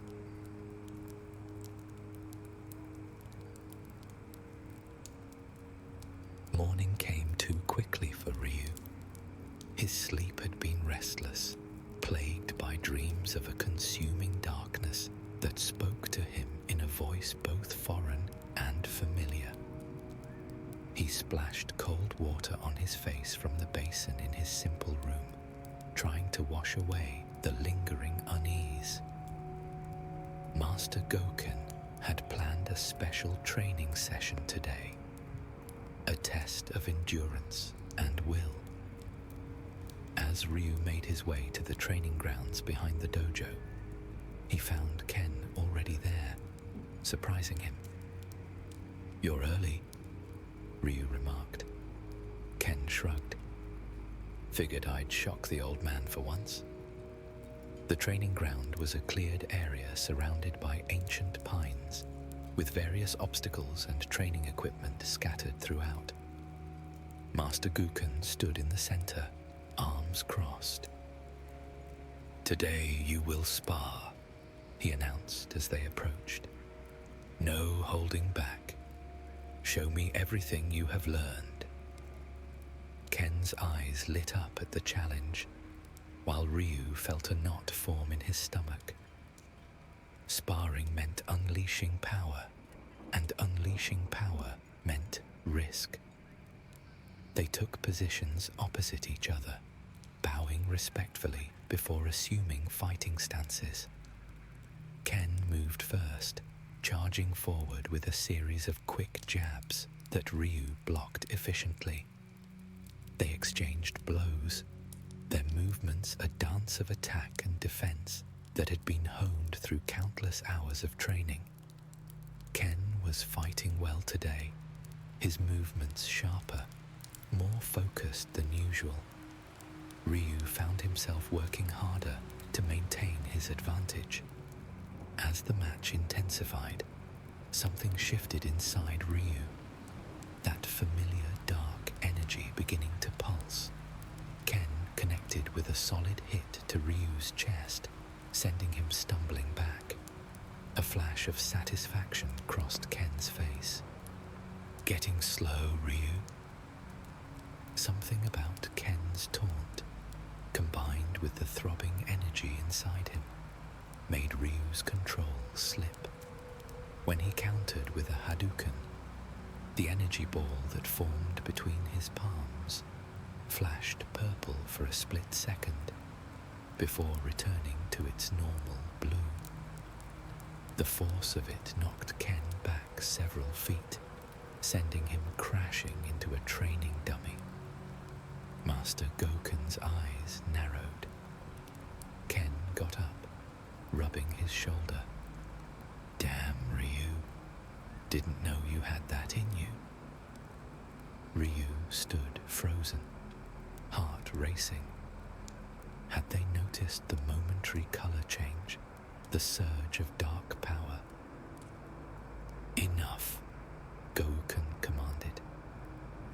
"Ken, your offensive technique has improved, but your defense still leaves openings. Ryu..." He paused, his gaze piercing. "Control is as important as power. Remember that." The rest of the day was filled with grueling exercises, running up the mountain carrying buckets of water, performing hundreds of strikes against bamboo posts, holding stances until their muscles screamed. By sunset, both young men were exhausted. As they sat on the dojo porch, watching the sky turn crimson, Ken nudged him with his elbow. "Hey, I've got an idea." Ryu raised an eyebrow. "Your ideas usually end with Sensei assigning extra chores." "Not this time," he grinned. "There's a village about 5 miles down the mountain. They've got a tavern that serves the best sake in the region. Master Guken forbids alcohol during training. The old master forbids fun in general, Ken countered. Come on, we've been training non-stop for months. One night off won't kill us. Ryu hesitated. After his slip during sparring, perhaps a distraction would be good. Something to take his mind off the darkness growing within him. Fine, he finally said. But we're back before midnight. Ken's face split into a wide smile. That's the spirit. We'll leave after the old man goes to sleep. The village tavern was exactly as Ken had imagined, warm, inviting, and full of life. Lanterns cast a golden glow over wooden tables, where locals and the occasional traveller enjoyed drinks and conversation. A far cry from the austere discipline of the dojo. See? Civilization, Ken said, guiding Ryu to a table in the corner. I was starting to forget what it looked like. Ryu glanced around uncomfortably. We shouldn't stay long. Relax, would you? The old master is probably snoring away right now, dreaming about new ways to torture us tomorrow. Ken flagged down a server and ordered sake for both of them. When the warm rice wine arrived, he raised his cup. To surviving another day of the master's special training. Ryu reluctantly clinked his cup against Ken's. The sake burned pleasantly going down, warming him from the inside. You know, Ken said after his second cup, my father would have a heart attack if he could see me now. Why's that? The great master's family heir, drinking in a hole-in-the-wall tavern in rural Japan instead of attending some fancy business school. Ken laughed, but there was a bitter edge to it. Ryu studied his friend. You never talk about your family. Ken shrugged. Not much to say. Rich father, high expectations, disappointment when I chose fighting over finance. He poured another cup. What about you? You never mention your parents either. I don't remember them, Ryu said quietly. Master Guken is the only family I've known. A moment of understanding passed between them, and Ken's expression softened. Well, here's to found family then. He raised his cup again. As the evening progressed and the sake flowed, their conversation drifted from training to life philosophies, revealing sides of each other they rarely showed at the dojo. Ryu found himself laughing at Ken's stories of his pre-Japan escapades, while Ken listened with genuine interest as Ryu described his meditation experiences. You know, Ken said, his words slightly slurred, I've always been jealous of how easily fighting comes to you. Ryu stared into his cup. It's not as easy as it looks. Could have fooled me. You're sensei's perfect student. And you have a freedom I'll never know, Ryu countered. You can walk away any time, return to your life in America. This is all I have. Ken fell silent, considering this perspective he'd never entertained before. Their moment of bonding was interrupted when a group of local men entered the tavern, loud and already intoxicated. Among them was a particularly burly man with a scar across his cheek, who immediately locked eyes with a pretty server girl. Hey, beautiful, the scarred man called out. When are you going to ditch this place and come with me to Tokyo? The girl smiled politely but tried to move away. I'm working, Takeo. Please let me do my job. Takeo grabbed her wrist. Always playing hard to get. Ken, who had been watching the exchange with narrowing eyes, stood up. The lady said she's working. The tavern fell silent as Takeo turned to Ken, sizing up the foreigner. Mind your own business, Gaijin. I'm making it my business, Ken replied, stepping forward. Ryu groaned internally. Of course, Ken couldn't just enjoy a peaceful night out, but he too rose to his feet, standing beside his fellow student. 2 against 5, Takeo sneered, as his friends formed a semicircle around them. Bad odds for you. Ken smirked. I know. You guys should have brought more friends. The first punch came from one of Takeo's companions, a wild swing that Ken easily dodged before countering with a swift jab to the man's stomach. The tavern erupted into chaos as the fight began in earnest. Despite the sake clouding their reflexes, Ryu and Ken's training gave them a distinct advantage. They moved with a coordination that surprised even themselves, covering each other's blind spots as they fended off their attackers. Ryu blocked a bottle aimed at his head, then swept the attacker's legs from under him. As he turned to face Takeo, who was charging toward him with a wooden chair raised overhead, something inside Ryu shifted. The dark energy he'd been suppressing all day surged forward, hungry for release. His vision tinged red for a moment, and he felt his hands burning with power that wanted to do more than just subdue. It wanted to destroy. For a terrifying second, Ryu almost let it. No, he muttered, forcing the darkness back down. He sidestepped Takeo's charge and delivered a controlled strike to the man's solar plexus, enough to wind him, but cause no serious harm. Ken, meanwhile, was handling the remaining 2 assailants with a flamboyant style that was all his own, incorporating spinning kicks and even a hurricane kick that sent one man crashing into a table. His earlier frustration seemed forgotten in the joy of application. When the dust settled, all 5 of their opponents were groaning on the floor, while the duo stood relatively unscathed, save for a few bruises and Ken's split lip. The tavern owner approached them, looking both impressed and concerned. You 2 better leave before they call their friends. Ken tossed some money on the counter. Sorry about the mess. As they made their way back up the mountain path, the cool night air clearing their heads, Ken turned to Ryu with a grin. Admit it, you had fun. Ryu couldn't help but smile slightly. It was interesting. We make a good team, Ken said, throwing an arm around Ryu's shoulders. Did you see that hurricane kick? Perfect execution.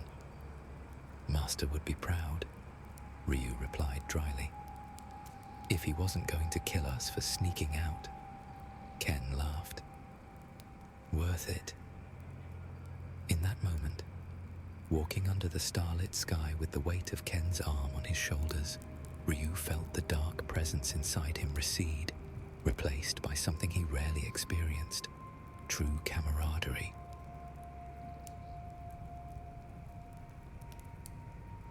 Master Guken was waiting for them when they returned to the dojo. He sat cross-legged on the porch, his expression unreadable in the moonlight. Ken and Ryu froze at the edge of the clearing, exchanging glances like schoolboys caught in mischief. Master, Ryu began, we can explain. Guken held up a hand, silencing him. I do not want explanations. I want to see you both at the waterfall at dawn. He rose with fluid grace and disappeared into the dojo without another word. Ken winced. The waterfall, that's never good. Morning arrived with merciless brightness, exacerbating their headaches. The waterfall training ground was one of Master Guken's favorite punishment sites, a thundering cascade of icy mountain water that fell into a clear pool surrounded by smooth rocks. Their sensei stood before the waterfall as they approached, both trying not to show their discomfort. "Remove your G-tops," he instructed. "You will meditate under the falls for 1 hour.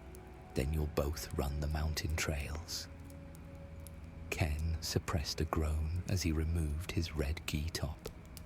1 hour under the frigid waterfall was bad enough, but running promised additional suffering. They waded into the pool and positioned themselves beneath the falls, the shocking cold of the water driving away any remaining effects of the previous night. Ryu closed his eyes, accepting the punishment with stoic resilience. Ken, however, couldn't help but flinch as the water pounded his shoulders and head. "This is meditation," Guken called over the roar of the water. "Find peace within discomfort. Master your body's reactions." Ken tried to follow Ryu's example, controlling his breathing and focusing his mind, but the cold was relentless. Just when he thought his muscles might cease entirely, Goken called them out. What followed was a grueling mountain run, up steep inclines, through dense forest, across rocky terrain. Guken demanded a grueling pace and expected them to maintain it despite their exhaustion and the previous night's activities. By midday, when they finally returned to the dojo, both young men were on the verge of collapse. Yet Guken wasn't finished.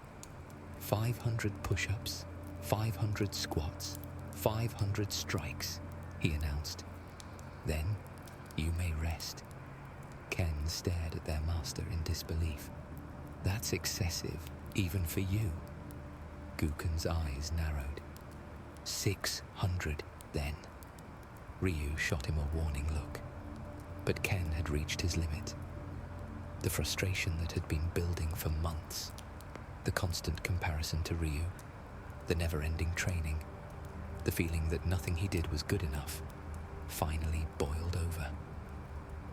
"No," Ken said, his voice tight. "This is ridiculous. We went out for one night, after months of non-stop training." Ryu started to caution his friend, but was quickly silenced. "No, Ryu, I'm done being treated like a child." He turned back to Guken. "I came here to learn fighting, not to be a prisoner." The old man regarded him calmly. "The door has always been open, Ken Masters. You stay by choice, not by force." "Fine," Ken snapped. "Then I choose to leave." He turned and stormed toward the dojo, leaving Ryu and Guken standing in stunned silence. Ryu found Ken in their shared quarters, angrily stuffing clothes into his duffel bag. "You're really leaving?" Ryu asked, leaning against the doorframe. "What does it look like?" Ken didn't look up as he continued packing.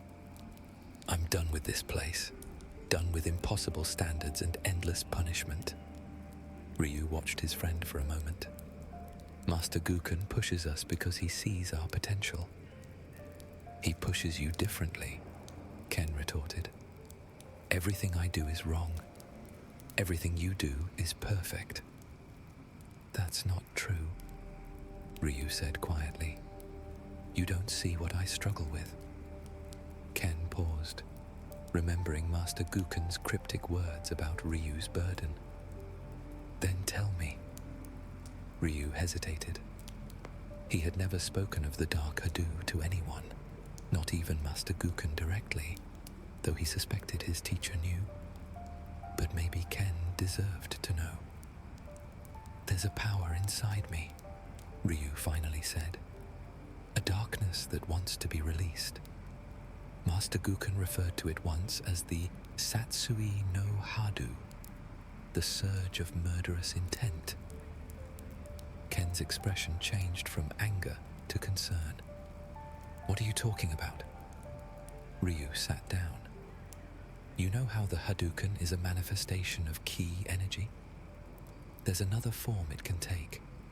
one fueled by rage, by the desire to destroy your opponent completely. He looked down at his hands. I feel it growing stronger every day. Ken abandoned his packing and sat across from Ryu. Is that what happened yesterday during our sparring? That Hadouken was different. Ryu nodded. For a moment, I lost control. It's happened before, but never during training with you. Why haven't you told me this? It's not something I'm proud of, he admitted. The power you envy. It comes with a price. If I ever fully gave in to the Satsui no Hado, I might lose myself completely. Ken was silent for a long moment, processing this revelation. So, all this time, I've been jealous of something that's actually hurting you. We all have our battles, Ryu said.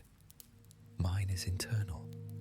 Yours is with my own impatience, Ken finished. He ran a hand through his blonde hair. I just want to be the best, to prove to my father, to Master Guken, to myself, that I'm not just some rich kid playing at being a warrior. You're not, Ryu assured him. You're one of the most determined fighters I've ever seen. Your hurricane kick last night at the tavern was perfect. A small smile tugged at Ken's lips. It was pretty good, wasn't it? Stay, Ryu urged. Not for Master Guken, not for your father, for yourself. Ken looked at his half-packed bag, then back at Ryu. One more week, then I decide. Fair enough, Ryu nodded. Now let's go do those 600 push-ups before Master Guken makes it 700.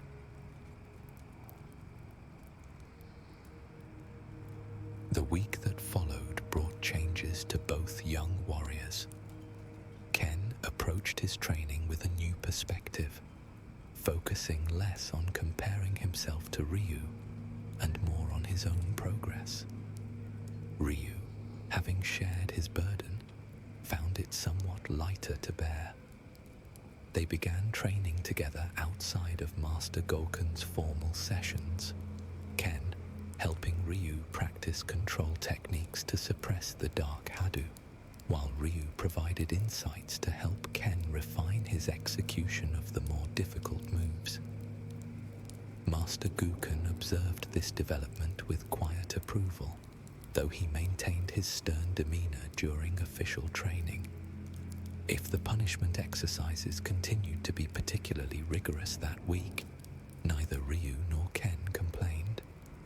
On the 6th day, as they practiced by the river, Ken executed a perfect Shoryuken, his rising dragon punch cutting through the air with precision and power. That was flawless, Ryu said, genuinely impressed. Ken grinned. I finally figured out what I was doing wrong. I was trying to copy your technique exactly, but our bodies are different. I needed to adjust for my height and weight distribution. That's what Master Guken meant about finding your own path.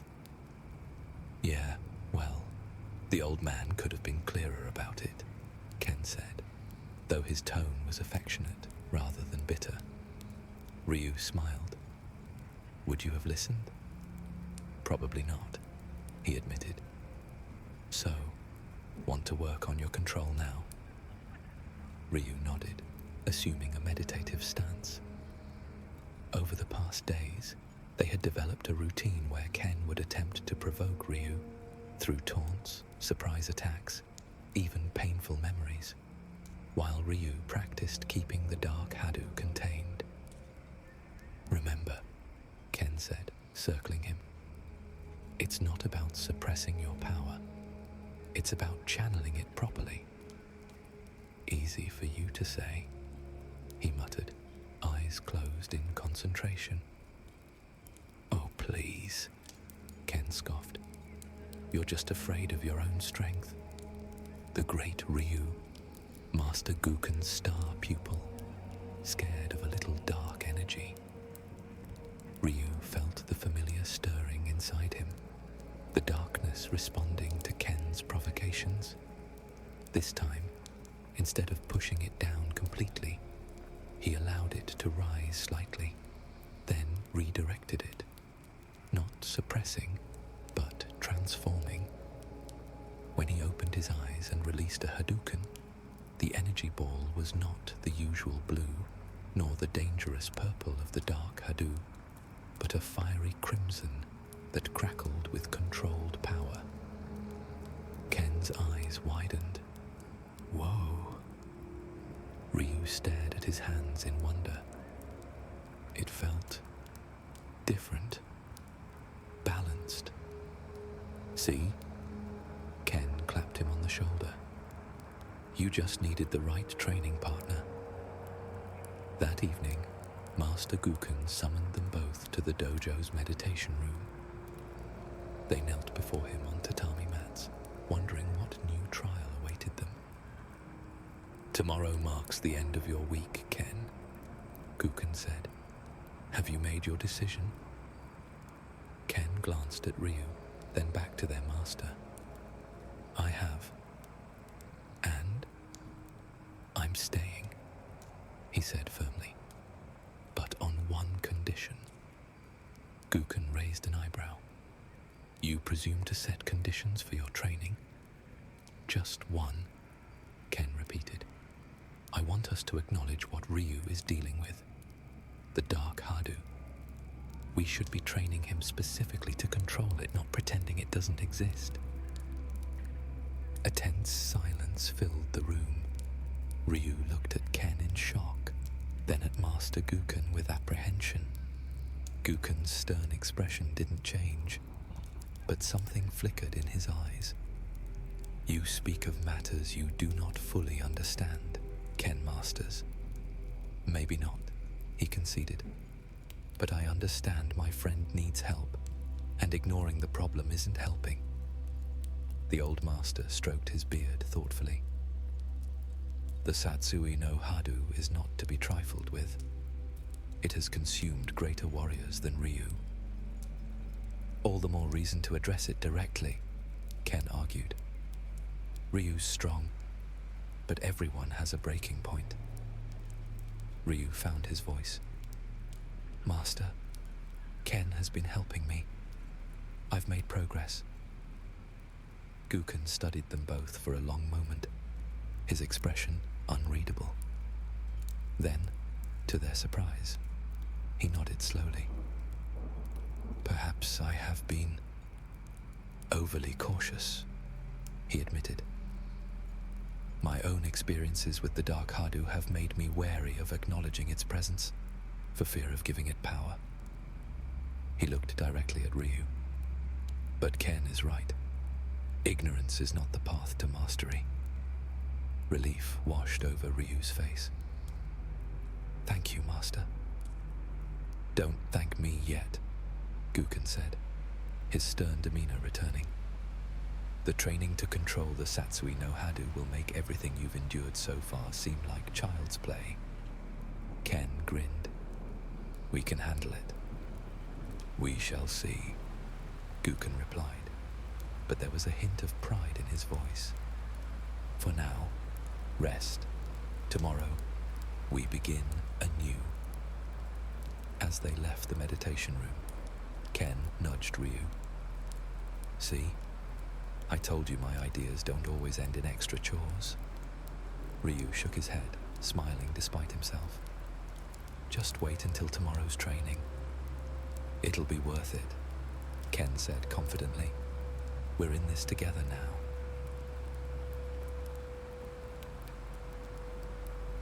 The first light of dawn painted the dojo in soft gold as Ryu and Ken stood facing each other in the training yard.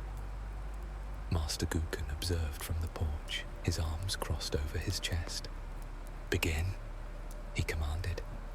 They bowed to each other, then assumed fighting stances.